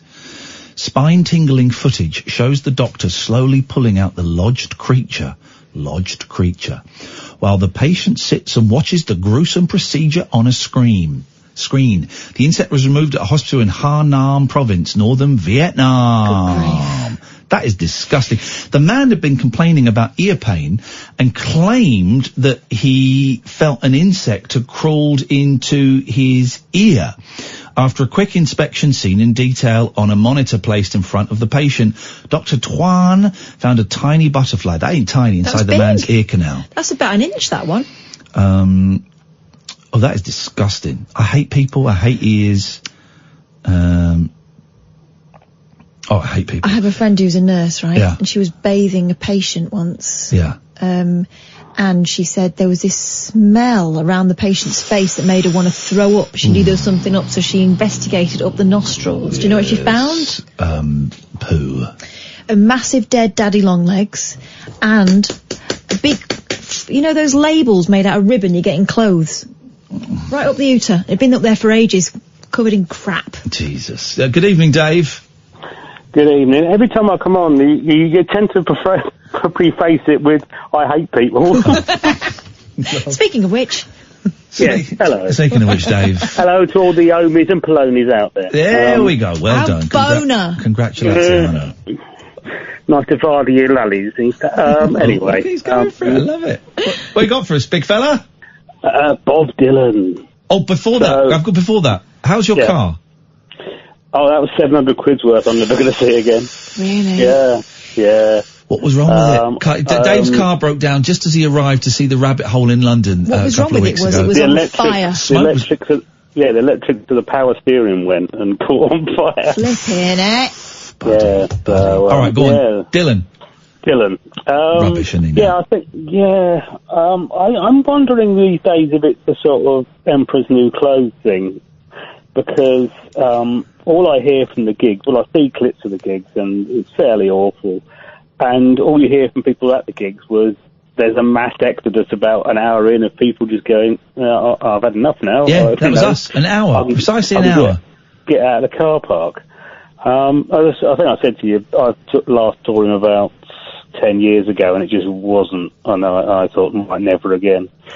And you feel what I need to know, Dave, from a Dylanologist, right? Was this a good gig for Dylan? Because I know that he's very, very hit and miss, and it's like 70% are rubbish, and then he'll have 20% that are really good and 10% that are mind-blowing. So I have nothing to compare this with, right? Dylan was smiling a lot, so he was enjoying it. Oh, yeah. I have nothing to compare it with, whether this was a great one, a good one, or was a rubbish one for his kind of current standard. I just think that his voice never was, his strongest point, although that's, not necessarily true. Yeah. But, I just think it's completely gone, and his stagecraft is just, this one sounds exactly the same as a slow one, and this one's a bit faster, and it's exactly the same tune, and I'll do some, what Dylanology is called up-singing, when he does that thing where he goes, oh, he does a Dylan impression. It's called up-singing. Oh, Jesus. These jerks. These absolute jerks. But I just wonder if it is some sort of, convincing yourself it must be good because I've spent that much money on it. I don't know. Yeah, I mean, they were expensive tickets. It's not cheap. Listen, I'm glad I saw him, right? As a recent convert to Dylan, I wish I'd seen him 20 years ago when I had the chance to, and I didn't because I didn't like him. I thought he was a joke. I would like to. I wish I could. It's not happening. Recent convert to Dylan, I'm glad I've seen him because if he died soon, which it looked like, some may say he died on Friday evening. We don't know. Or even Thursday evening because when he came on. But if he died and I hadn't seen him, I would be kicking myself. I've seen him. I'm glad I've seen him. I was happy to pay the money for it. I just thought he was taking the mickey out of everyone, which I think he does a lot. Here's the thing as well. Here's the thing, Dave, right? I said two funny things loudly, not a titter, right? Because here's the thing. He's singing he's singing these songs, right? You can't make out the words, and the tunes are all different, and it's all different arrangements. I said quite loudly, once it was quiet, I wonder if he knows any Bob Dylan songs, right? Which is funny. And then another quiet bit, right? It's quiet, and I went, Judas! Nothing from him. Wouldn't it have been great if he heard it and gone, I don't believe you, and then he played like a Rolling Stone properly, like the record. But nothing, nobody, so people looked at me embarrassed. Judas should get a big laugh. Those posh kids behind us didn't know what that reference was. They wouldn't have known. Scumbags. They were just there to talk. They talked all the way through it. They got their free copy of Bob Dylan's greatest hits with a coffee. They downloaded it on Daily Mail. They streamed it on Spotify. Streamed the first 30 seconds on Spotify. Yeah, let's buy tickets for this guy. I do find it. It's just Dylan gigs, but I've been to a lot of gigs. I think it must be that thing of not wanting to let people in front of you at Dylan gigs is very much a part of those gigs. I've found. I've been to quite a few times, and it is very much white blokes of a certain age not wanting to let you in at all, and really wanting to pick fights. That's very much a Dylan gig. You're confusing Dylan with Morrissey, I think. Dave, I've been to Morrissey gigs. It was a very chill vibe. Those are the old ones before the NF got involved. Before they were rallies, yeah. Yeah, true. But I've also come to the conclusion, Dave, that actually I don't like, and I've never really liked Neil Young. I think I've seen Neil Young as well, because I've seen him inside, like, acoustic, and I saw him at Hyde Park the year that must have been Glastonbury year, when McCartney came out and did Day in the Life with him. Right. So I saw him there, and I just think with some of these older acts, I've seen it, they were really good, I'll leave it there, because if I don't see him again, that's why I made a mistake with Dylan. I went again after I saw about 3 out of the 5 gigs at Brixton in about 2005, and they were all great gigs, and I should have left it there and thought, right, I mean, Stephen C., who does the Beatles podcast, he recently went to the States and saw the Stones, McCartney, and Aerosmith. So he's doing this thing of sort of ticking off the, so he's got this theory there'll be a decade of mass extinction when all these people go. Oh God! When and it's going to happen very soon. All of the classic rockers who are my favourites, they're going to go. What? I'm never going to go to a concert again. Yeah, I mean, there's a great, I think it's like Cream magazine or something, so in 1970 has a picture of loads of rock stars and says, which one of these will survive the 1980s? And it says, Bob Dylan is 36 and, Paul McCartney is 26, and will they make it to the end?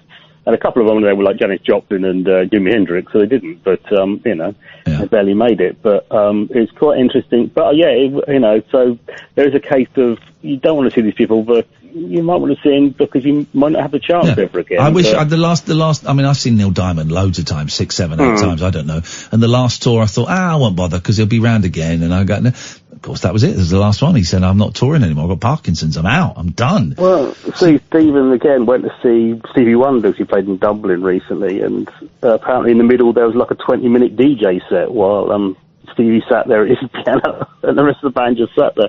While a bloke did a sort of 20-minute DJ set. You think, yeah, okay. What? Yeah. Okay. Apparently did it in London as well. It was like, he played the hits either side of it, but then he was just sitting there and his band just sitting there. It's so much effort to this is why I banned blind people from calling the show. And I just have to reiterate this because we had someone phoning up apparently complaining to my boss that it's discrimination. It's not discrimination. Blind people get on my nerves. They're banned from calling the show, Dave. Those are the rules. So if Stevie tries to phone him again, no. It's not happening. He called to say I love you, and he said no. He won't even get past I just called. He'll be off. Yeah, Dave, thank you very much indeed. Well done, Katherine, for responding to the wrestling comment. I was not going to, but thank you very much indeed. Let's go to Alan. Good evening, Alan. Hi, Mark. Hi, Kath. Hey. The night you went to see Kiss? Yeah. Did they play Reason to Live? No. Oh, that was my favourite Kiss song from the 1980s. They did a few 1980s, not many. They did Crazy Crazy Nights. Oh, they did War Machine. They did Love It Loud, Like It Loud, Loud. I want to hear it loud. But it was mainly 70s. It was mainly, they didn't, God Gave Rock and Roll to You. They didn't do You Love Me, which is, we'll play Do You Love Me when we come back. You really like my 7-inch leather heels. And it's all of that. Do You Love Me? We'll play that.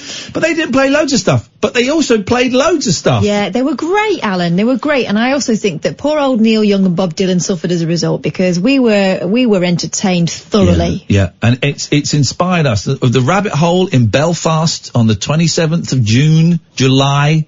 We're in July. Thank you very much indeed. Saturday the 27th of July, we're coming to Belfast. We are inspired by Kiss. It may be a small audience. Tickets are still available, guys. Oh, and also we've got to say thank you to Howard for the last 2 days covering. No, we don't. He got paid. It may be a small audience in Ireland, ianlee.com/event. But we've been inspired by Kiss and we're gonna pull out all of the stuff. Gonna give you a show. ianlee.com/event. Well, they've got 2 shows in the diary. Belfast, because we're our last time in Ireland for the next 12 months, and Bath in September. ianlee.com/event. So get those tickets while you can. I'm still waiting for you to come play Birmingham at the Glee Club, because I will pay good money for the Glee Club. I played at the Glee Club, mate, and you didn't come. Well, I didn't know about it. This was before I found you. No, it wasn't. I think it was. It wasn't. How far back we going? It was about 4 or 5 years. And you've been at Talk Radio for free. Yeah. You found me before Talk Radio, you used to mate. listen to BRMB. No, what's that place called? WM. Yeah. But you didn't advertise on WM because I mentioned it on WM. BBC station. I mentioned it on WM. Cads, I was there and we were expecting you. And you didn't come. I wasn't happy with WM now anyway. Don't try and change the subject. I'm not. I played a show. I'm trying to smooth things. Shut your face. I bought him a quick object. I'm on with WM at the moment. I couldn't care less. You're changing the subject. Asked me to play. I'm going. You asked. He's put the phone down. What's he done that for? What happened there? He asked me to play. Didn't he hang up last time? Yeah, He asked me to play a specific venue in a specific sound. It's not often I can say, well, I've played the Glee Club in Birmingham. It was a great show. We had a great time. We played, I started off badly because Nigel, from Maidstone had just recorded a song. It was around the time of the Manchester, bombings. Yes. So it was like 2 years ago. Was that 2 years ago or 3? it was longer than that. No, it was 3. Before we left 3 counties. No, Manchester bombing was while we were here. Oh, well, it can't have been then. It was 2 or 3 years, however long ago that was. Apologies not knowing. I think it was 2 years. What? Because we played a song from Nigel about the Manchester bombs at the start of the show, and it totally killed the show. Totally killed the show. Didn't we? Is that what it was? Yes. It was certainly... Was it the Manchester one? Yes. Would you tell me there's another bombing? What a world we live in. 0344. Anyway, it doesn't matter. We played that venue and he didn't show up. 0344 499 1000 is the telephone number. We've got another hour to go. I think you'd have to agree this has been one of the best shows so far. Do give us a call. You'll speak to Sam. He will take your name and number and we'll call you straight back. The switchboard is empty, so now's a good time to call. 0344 499 1000. This is Talk Radio. The Late Night Alternative with Iain Lee on Talk Radio. We have ways of making you talk.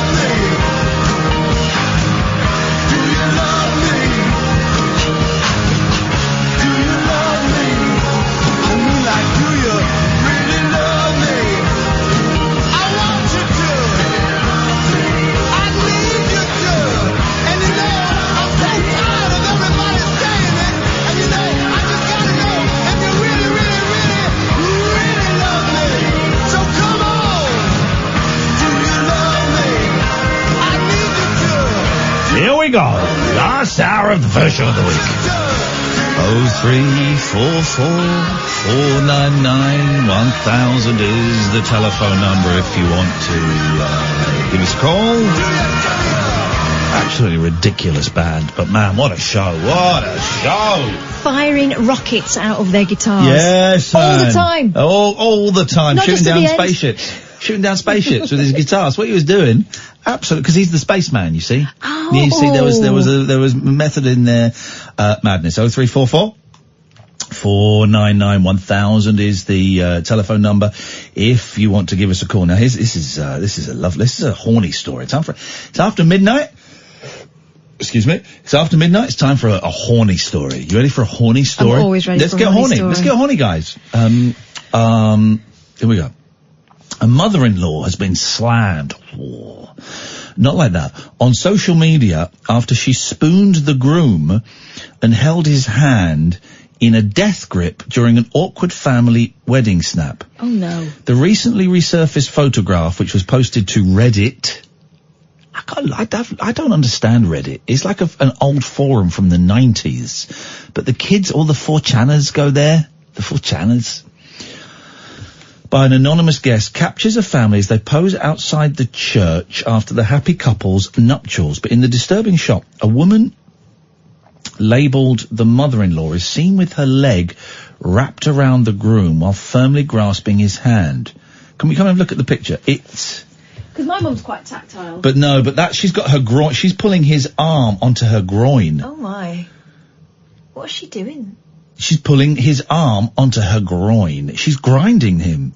She's totally You would think that was her husband. Look at the angle of her ass and the leg.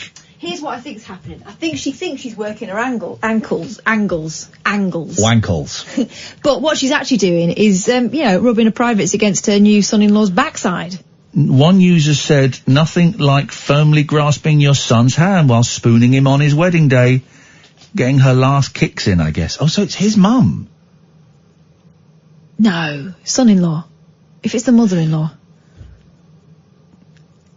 No, when you have your wedding pictures taken, do your family stand on your side, don't they? That's his mum. Oh, yowza. Oh, dirty, dirty, dirty. One user commented that the mother-in-law's display was beyond disturbing, while others advised the couple to move far, far away from the clutches of his mother. Bless you. Thank you. Oh Lord, please grant this daughter-in-law and darling husband the serenity to move far, far away from the clutches of his mother. As you say, I just read that. She must have been laughed at by every relative who saw that wedding picture. What a tool.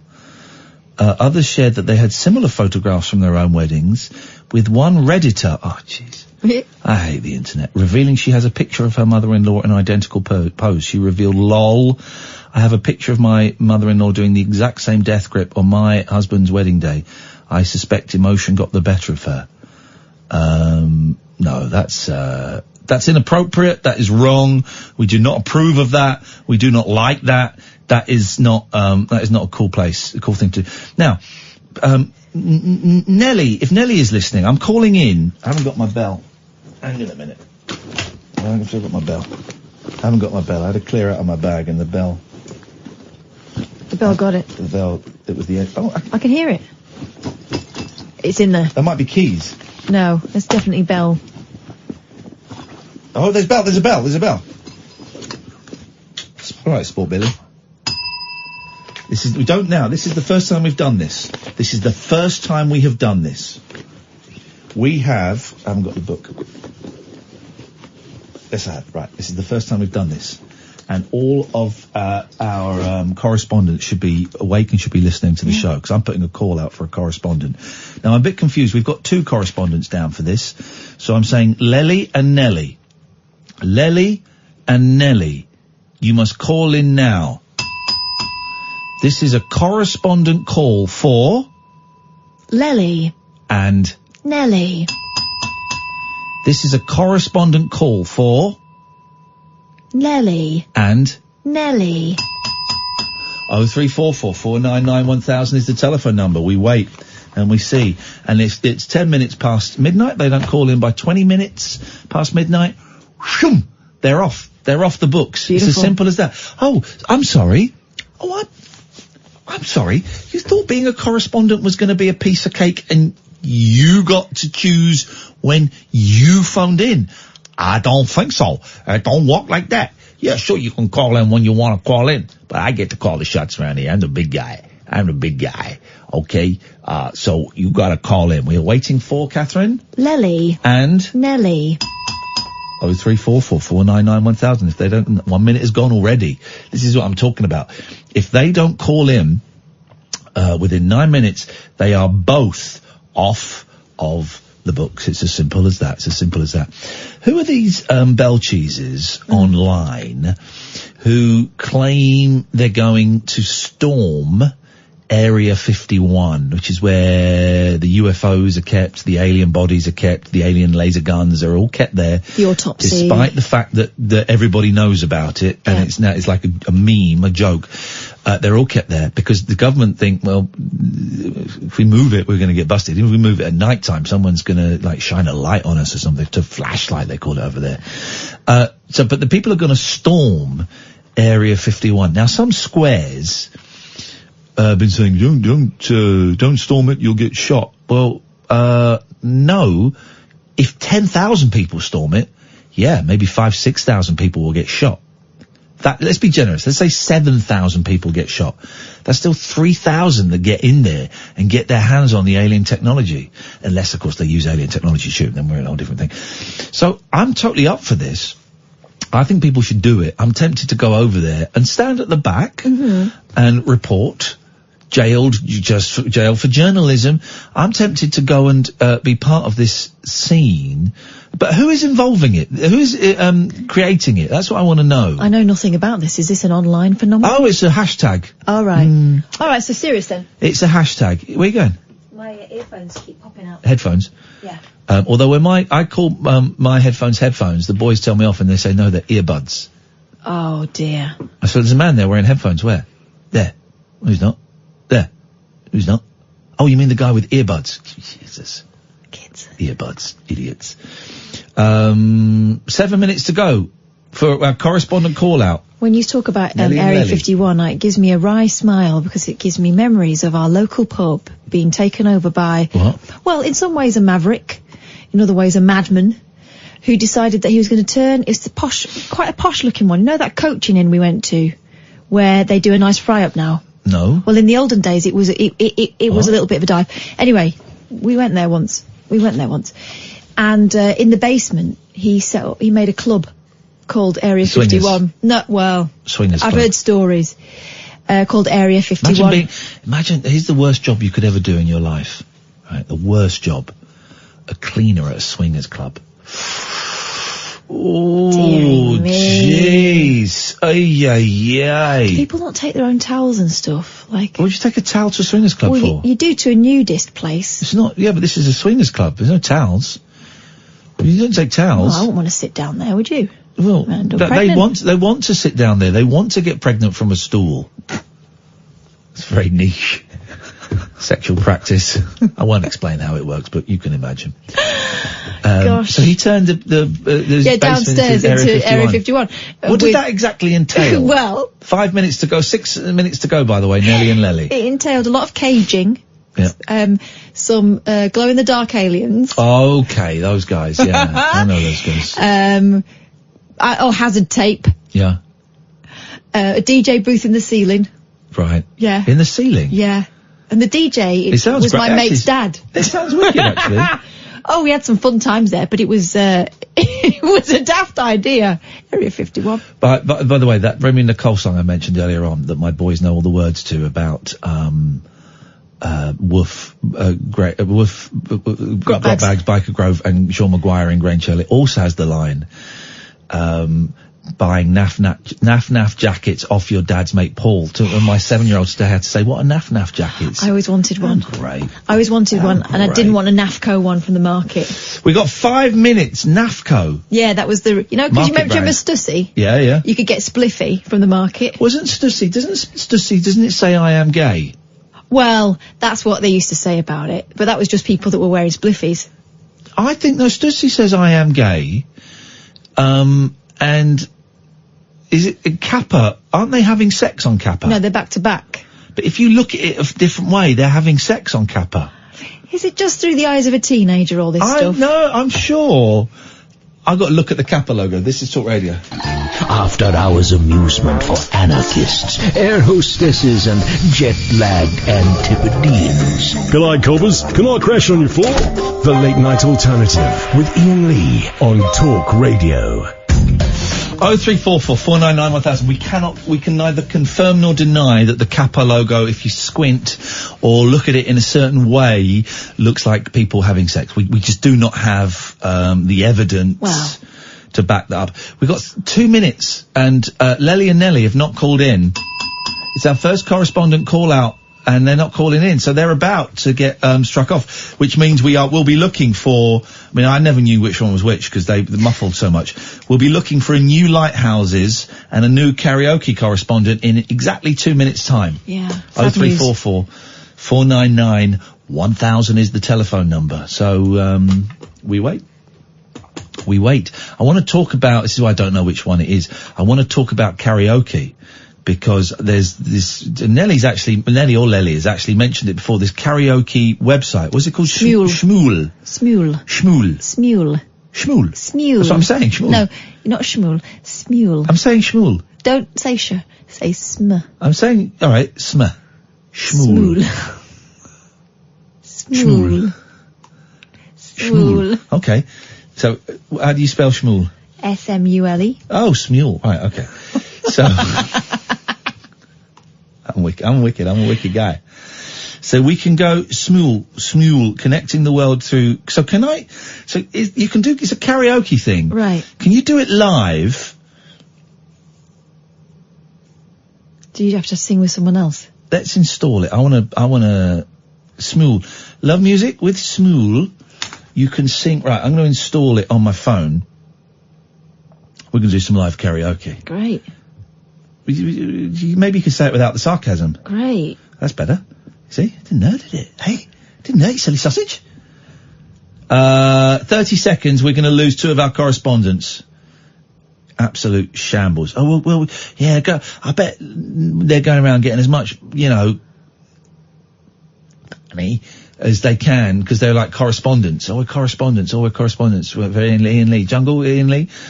Getting loads of it. Whoa, get some of that. Does that entitle you to? Well, they probably think it does. They're abusing my name. Right. That,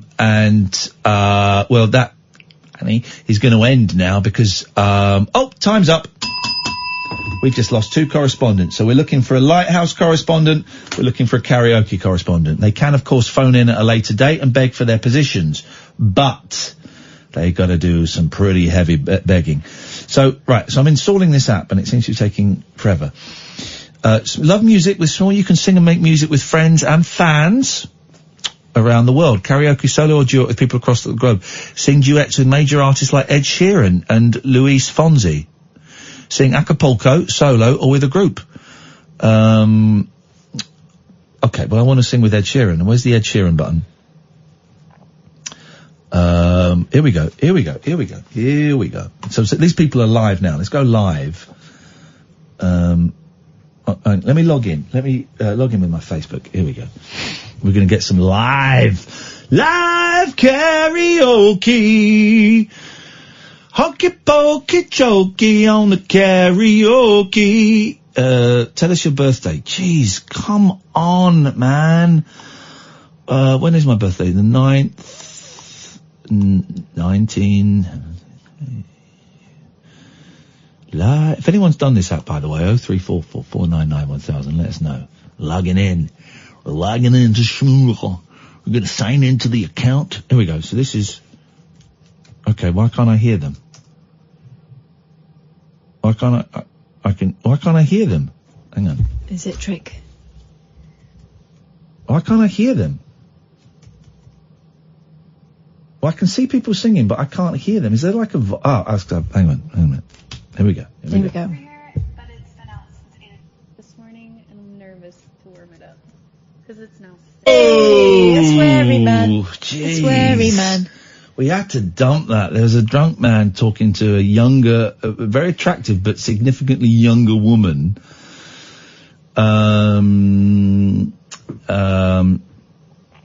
And it got very sweary. Hang on a second. So I don't understand how this works. If anyone knows how this works, can someone call me up and let me know? Here we go. Okay, let me try this. Let's try this. I think I can sing. Okay. Oh, you're not going to let me. Hang on a minute. Bear with me, guys. Bear with me. 0344 499 1000, by the way. Here we go. What is going on with this? Here we go. But how do I do it? Jeez, this is clunky. Here we go. Hang on a minute. Oh. Hello? Listo. Vamos. Viene. Oh no. Right, well, it's supposed to be karaoke. Where are the words? The words are supposed to come up here. The words are supposed to come up. And it said I could sing live with Louise Fonzi, but she's singing with some guy. No, Louise Fonzi is a guy. Exactly. Well, she's singing with some guy. So, I want to, sing. Oh, right, let's try, hang on a minute. I've got a feeling this isn't going to last very long. Natasha Bedingfield. Remember Natasha Bedingfield? I do. Didn't like her brother very much. 18 plus only. No thanks. Well, how do I open a... This is why we need the flipping karaoke correspondent. I want to know how to open up a karaoke booth. Also, he's been a right pain about this Smule thing. You've got to get on there, you've got to have a look. We're looking! And we're trying now, and you're nowhere to be found. How do I sing? I want to sing. Let's music together. I've got to install it again. Right, install. Download it on the App Store. Flipping it. What a world we live in. Oh, please verify your account. Yeah, account verified. I'm Iain Lee 5, if anyone wants to come and join me on here. There's 5 of you out there. Yeah. Imagine. Your account has been verified. Thank you. Continue. Okay. Can we oh! God, I hate life. Just hate life. Right, so we're in. So, let's... Sam, could you come on the microphone, please, Sam? Hello. That's what we like, really. Right. How can I help? Yeah, how do I do this? I don't know, I'm not tech support. He's right. The brass neck of him, though. I know you're not tech support, mate, but you're, tech op on this show, and you're my mate. And, I would like you to help me. So how do I do this, please? I don't know. Right. I mean... Okay. Do you want me to have a look? Do you want to come in? No. Right. Get that phone call. Oh. What have we got? Oh. Someone. Get them straight on the air. Someone is in very serious trouble. Very serious trouble. Straight through. Ladies and gentlemen, I'm very pleased to announce it was our former Lighthouse or karaoke correspondent... Nelly. Our former Lighthouse or karaoke correspondent... Nelly. Good evening, Nelly. You handing your badge in?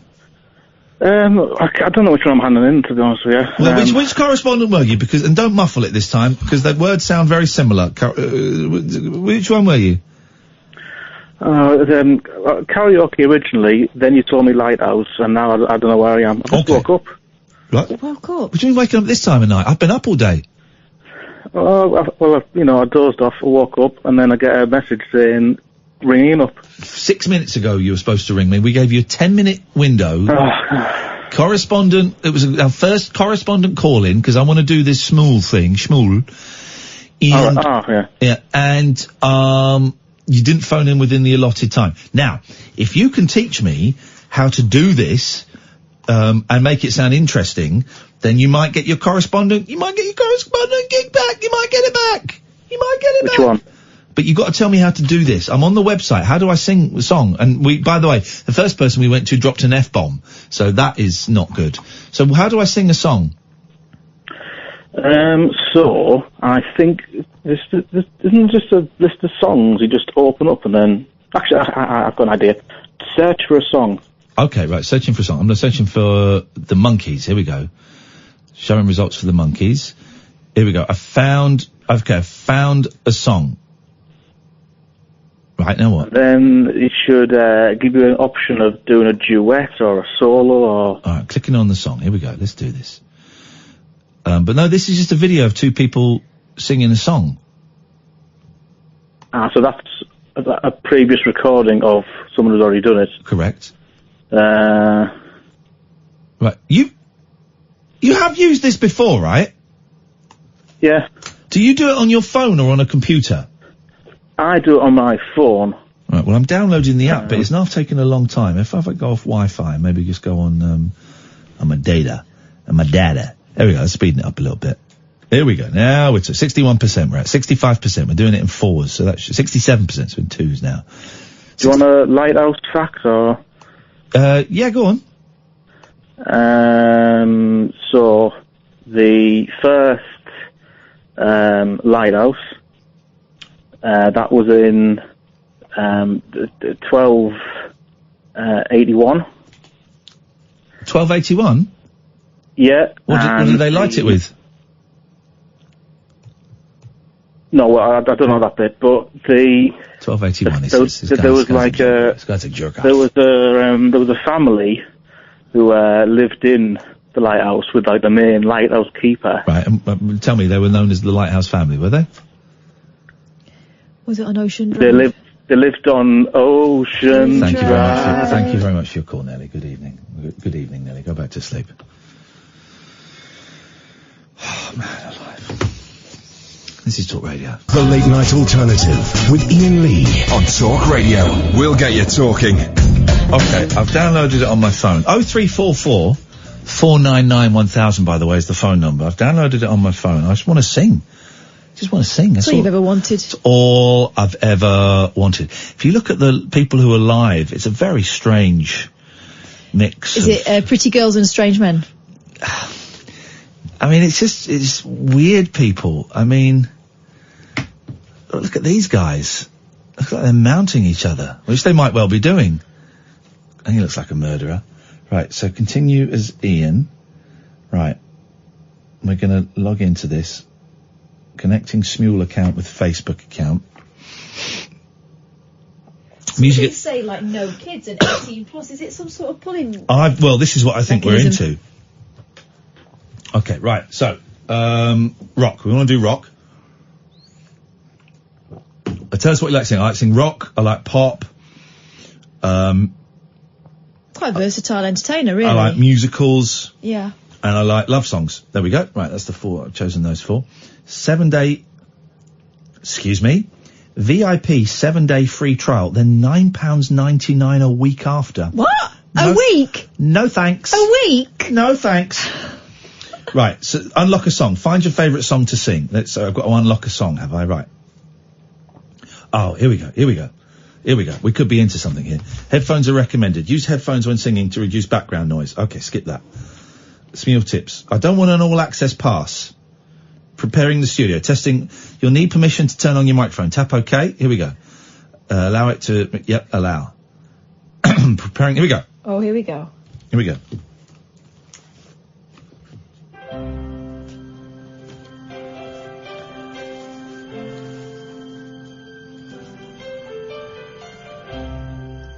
I want to thank everybody for listening to my song for you, the ladies. Oh. Beth, I hear you calling, but I can't come home right now. Me and the boys are playing, and we just can't find the sound. Just a few more hours, and I'll be right home to you. Stop laughing. I think I hear them calling. Oh, Beth, what can I do? Beth, what can I do? They say, Auntie, that our house just ain't a home. I'm always somewhere else. You're always there alone. Just a few more hours, and I'll be right home to you. I think I hear Jean coming. Oh, Beth, what can I do? Beth, what can I do? Okay, so now's the instrumental. He needs bit. to man up and say no to them. Man up. We don't use that phrase. Well, Then, how do I want to duet with I want to duet with somebody. What happens to this now? Boom, boom, boom, boom. do you remember when we saw the Catman playing a pretend piano? Yeah, it was a hollow piano. So it was a hollow night in many ways, really. But here we go. 43 seconds left, guys. 43 seconds left. 37 seconds. Beth, I know you're lonely. I'm trying to match the lines. And I hope you'll be alright. 'Cause me and the boys are playing with each other all night.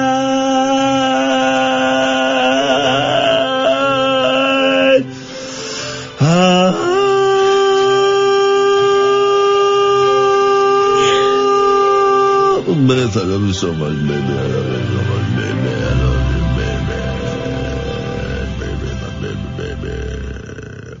She's got an essential change the locks. Okay, now what do we do? All right. So I got 3,850 points then. It says you sounded awesome. Okay, so. Awesome? Yes, that sounded awesome. Gosh. So great job on your first solo. Now you can sing your favourite songs. He wants to get your £10 a week. Well, I'd like to play that song back and hear it back, please, if I could be. No one wants that. How do I play that?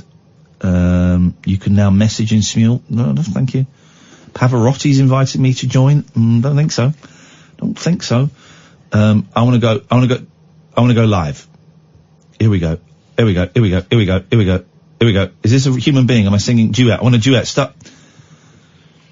Join someone else's recording. Duet, right, that was a waste of my life. To do a duet, you've got to pay £9.99 a week. Wow.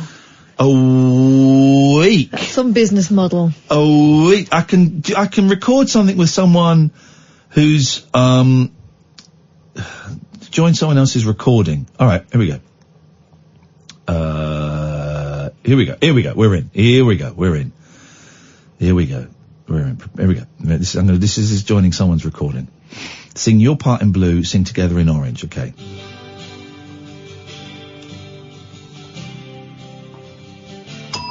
Take it easy. All right, I'm gonna do my best.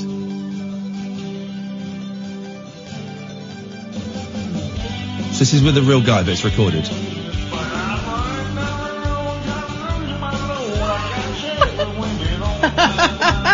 His load is loose.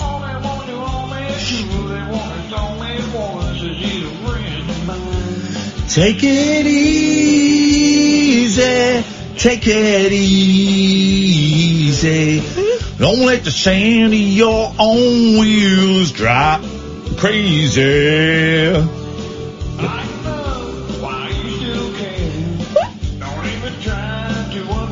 Don't laugh because he'll hear this recording.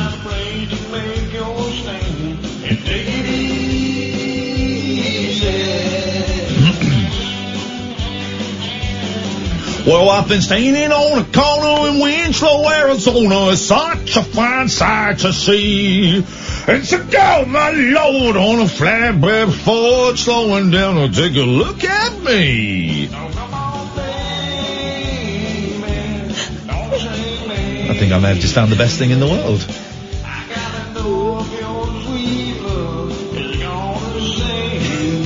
Too late, mate. We've all lost.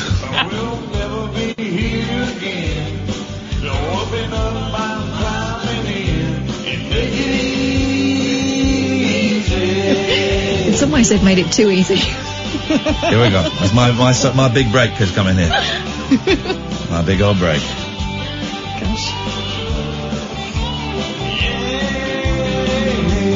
Whoa, well, I'm running. Whoa, yeah. So. Well retrieved. Take it easy. Well, I'm a-running down the road. I'm trying to loosen my load. I got worlds of trouble on my mind. I'm looking for a lover who won't blow my cover, but she's so hard to find. Take it easy. Take it easy. Don't let the sound of your own wings make you crazy. Take it, buddy.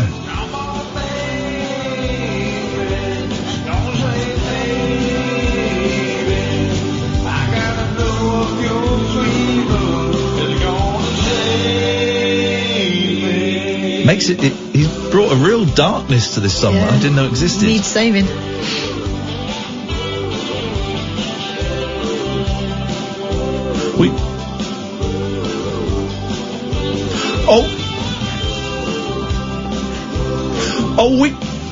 We got it easy. We ought to take it easy.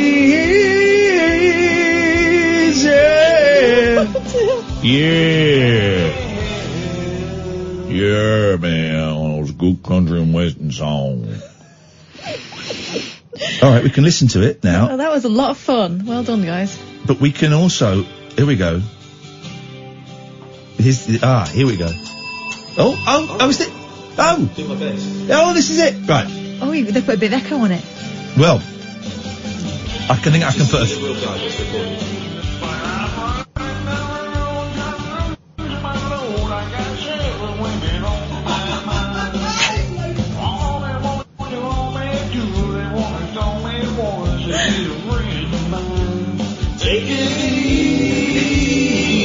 let's get to it.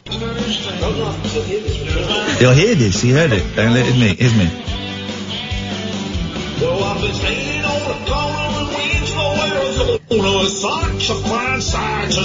Double me.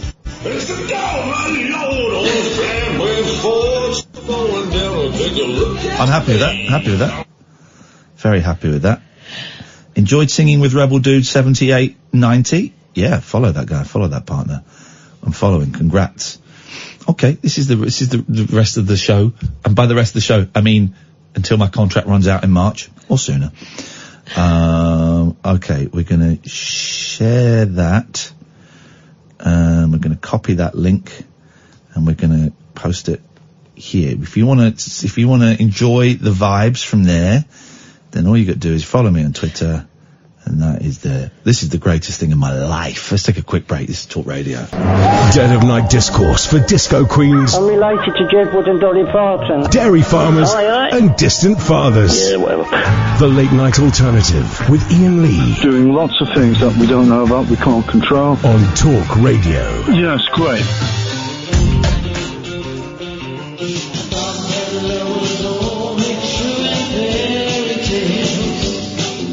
I'm meant for someone else, but not for me. Why am I echoing? That's it. No, that's not you. That was you. Disappoint. Whoa. Fail. Let's get out of here. I don't know how you get. New song. That was awful. That was awful. Let's try this. Let's try this. Let's try this song. Here we go. We'll come to you in a second, Ray, I promise. But this is important to me. Okay. I sing the blue bit. Okay. They don't always sing their bit. No. That's selfish performers. Here we go.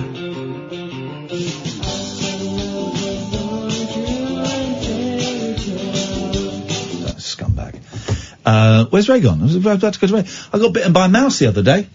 Actually bitten by a mouse. What were you doing to it? I was rescuing it. I was saving a mouse's life from being eaten by my cat. And I went to the mouse, and what happens when the mouse, I'll come to you in a second, Ray. When the mouse is being attacked by a cat, it gets stunned and it stays there. And you can stroke them. Wild mice, right? You can stroke them. And I was trying to shoo this mouse along, and it was just sat there going, oh. And the cats are looking at it, right? And so I picked the mouse up to kind of put it in the bushes. The little shit bit me. It bit me. And it was that thing where it bit me, and I went, oh, flipping it. And I'm shaking, and it's this finger, and I'm shaking it, and it's hanging off of my finger, and I'm shaking it, going, get that, blood's coming out. Here's how tough I am. Everyone said, get a tetanus. I didn't get a tetanus. I'm not dead. I beat tetanus. Have you found yourself really lusting after, like, cheese and wanting to go in little holes? Oh, yeah, I love going in little holes, little cheesy holes. Oh, my God. And this is so I beat tetanus, and in Friday the 26th, the day before we go to Belfast, I'm having a colonoscopy. Okay? I'm having a camera shoved up my lubed bum. Not for the first time. Literally, it's not for the first time. I've had that done before. But and they might do a biopsy or something. I don't know. Can I come into work that night? It's not general anaesthetic, is it? It's a local. You might have the Tom Tits. Well, I wear a nappy. It's not general anaesthetic, is it? It's a local anaesthetic. I think it's local. Oh, so it'd be the hospital near me. Let's go to Ray. No, mate. No. Good evening, Ray. Hi, Iain. Hiya, Cass. How you doing? What have you got for us tonight, sir? Well, I'm Penarth Beach fishing correspondent, appointment pending. Oh, I like this guy. He's a creep, and I like you for it, Raymond. Well, thank you very much. But all that stuff I've just heard with the karaoke stuff all sounded like Daleks and speeded up and stuff and weird. Oh, 'cause you were on the line. I'm sorry. You were on the line. The phones. Can we fault report that, please? Let's just keep lineman for the county. What I was going to suggest, I don't know how that system works there, but if you can put a karaoke track up for me, I'll sing to it. Let me work out. Yep. And what I was going to suggest was Bobby Darin, Beyond the Sea, and I'll sing it while standing in the sea. Okay, but no one knows the song Beyond the Sea, do they? Well, let's see. Le Maire Beyond the Sea. Hang on, Bobby Darin, Beyond the Sea. Here we go. It's there. You play it, I'll sing it. Oh, you hum it, I'll smash your teeth in. While standing in the sea. All right, here we go. You're going to sing it with just Rach. Here we go. You should be able to. Hang on. Right. How are you going to hear this? Oh, can you hear? Right. Tell me if you can hear this. Can you hear that? Got it. Yep. Away you go, buddy. Let's do it. Somewhere beyond the sea, somewhere waiting for me.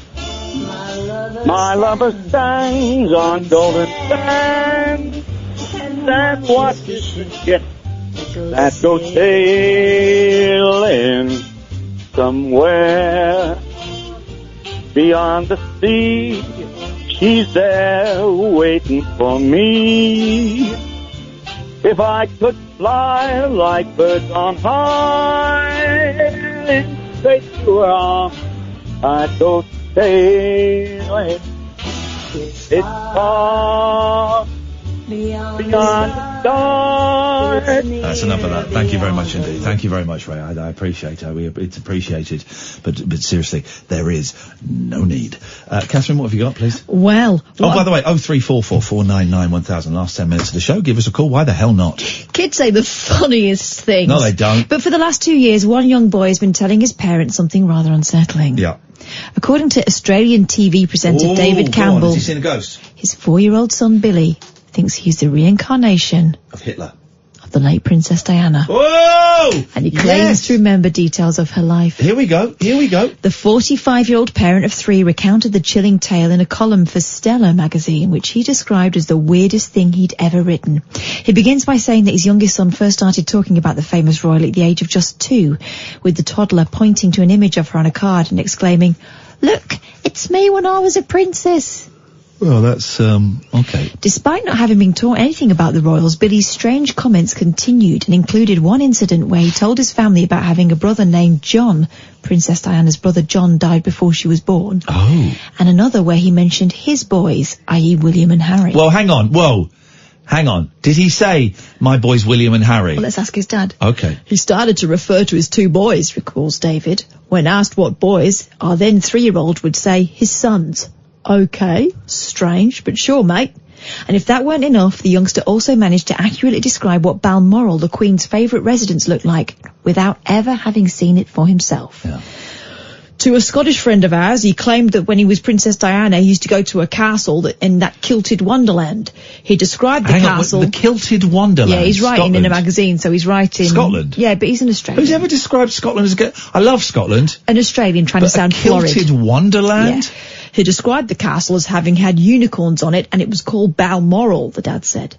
The unicorn is a national animal of Scotland, and there are unicorns on the walls. How does he know this? Question mark, question mark, question mark. The boy's most recent comment is perhaps the most shocking of all, though, as he appears to discuss Diana's passing. Lisa showed him another photo of Diana, adds David, and Billy said, "There's me as a princess, and then one day the sirens came and I wasn't a princess anymore." Princess Diana was married to Prince Charles between 1981 and 1996. They shared 2 sons. Tragically, she was killed in a car crash in Paris on the 31st of August 1997. So, hang on a minute. Little boy thinks he used to be a princess. Diana. I think that the parents are trying to distract him from that. That story's going in a different direction, and they're Princess. You say, "Oh, you're Diana. You're Diana." That's where they're going with that. I mean, dearie me. I'm just tweeting Smule. We just played your app on my award-winning radio show. Can I please have a free VIP pass? Thanks. I'm terrible at blagging stuff. I've tried to blag the new Nintendo. No reply. I tried to blag a job at Channel 5. No reply from the boss of Channel 5. Imagine. Boss of Channel 5 didn't have the decency to write back to me. That's where I am these days. Oh, hang on a minute. I've just been followed by Justice for Tommy. And block. Nice try. You, lesbian, liberal, elite. Whatever. He can talk to himself. Why have they not followed me?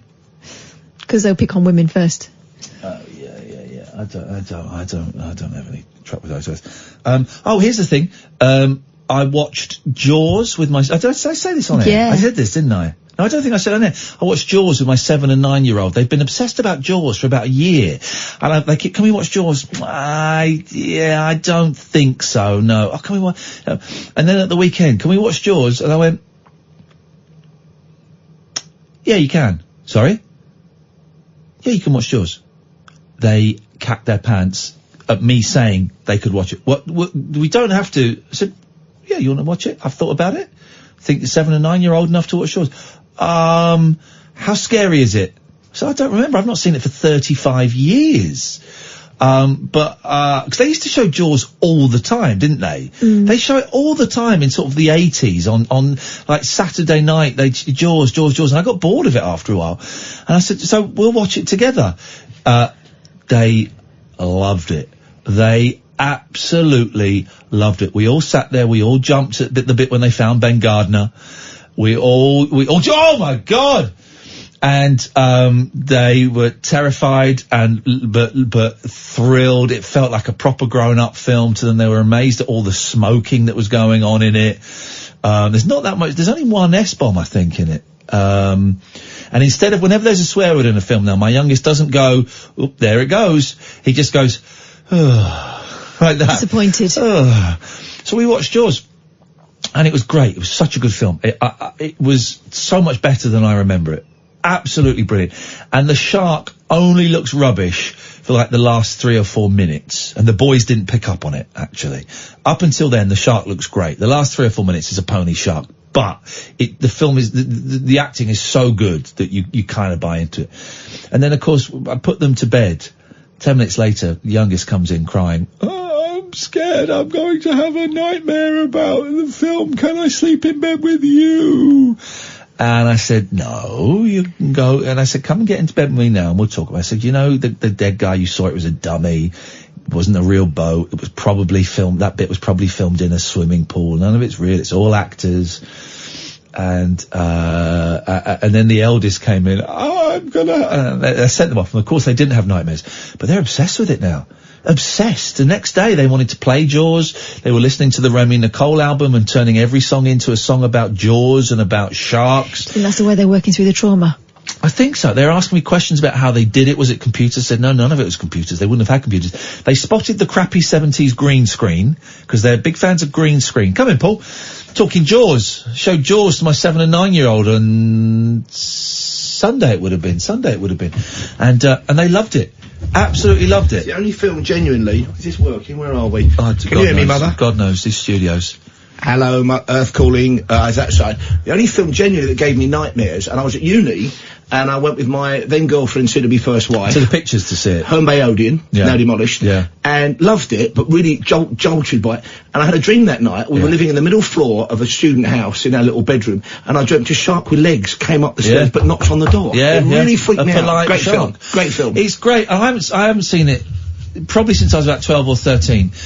I was blown away at how good it looked. They've obviously cleaned it up. I've got no idea where you're speaking to. They've changed the microphones. I don't know what's going on. They've obviously cleaned it up, but also the first half, before they go on the boat, still really fast. I was worried that a lot of 70s films are quite slow. Still pretty. But he came from telly, hadn't he, Spielberg? So it was very much keep it going, keep it going. And then the second half is a lot slower on the boat. But again, the boys loved it. And Robert Shaw in that, what's not to love? Well, they all hated him. He was an alcoholic at the time, and but he's amazing in it. Oh, fantastic actor. I've forgotten the fingernails down the board. But it was SS Indianapolis. It was so good, and I thought it was a real moment for us to sit there and watch this film. I don't think they still do it, but I took my son years ago. They used to have a Jaws ride at Universal, and it was theme parking. Yeah. But what was great was they had the moment when we're going to need a bigger boat, and quite clearly the animatronic Jaws come up, but it still gave everybody that lovely free soul. Lovely film. That's what they call now. What they call it, jump scares. So where someone makes the bloke's head in the boat. Oh, yeah, that was the bit. That was the bit when we all screamed. Actually, so I'd forgotten that. We all screamed. That's Ben Gardner. And, of course, Ben Gardner. Ben Gardner. Yeah, well, not well remembered. Johnny saw it the weekend. And the boys were just terrified, but loved it. But then I had to. So what was it this weekend? Psycho for Chainsaw Massacre, Texas Chainsaw Massacre, and then Driller Killer. I tell you what I rewatched at the weekend. Yeah. I found it on. I've got a VHS combi. It's a Japanese horror film. Have you ever seen? Do you like horror films? Yes, mate. Yes. Have you seen Audition? I love it. Miyuki Takeshi. I'd forgotten the moment when the sax starts. Don't say anymore, because But, I used to watch that years ago with the Next, and we just used to call it Sack. So we watched Sack.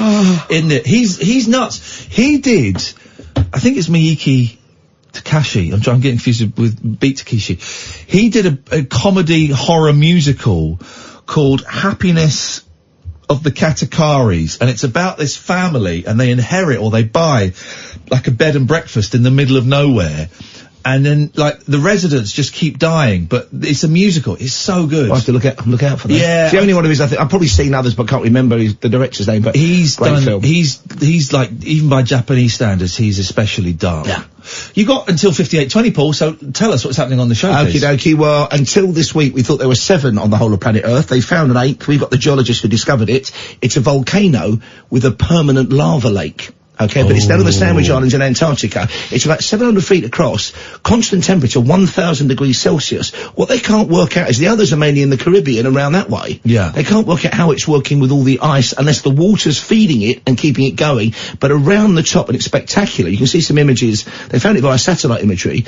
It's got these mushrooms of snow, but they say they're like icing sugar. And you think, what a beautiful planet we live on. Wow. There are 8 now lava lakes, permanent lava lakes on planet Earth, so we're talking to a geologist about that. We're also going to be hearing from a bloke who wants to be, he's a lovely fella, he wants to be an enduro man. He's done the Ironman challenge. Oh, yeah.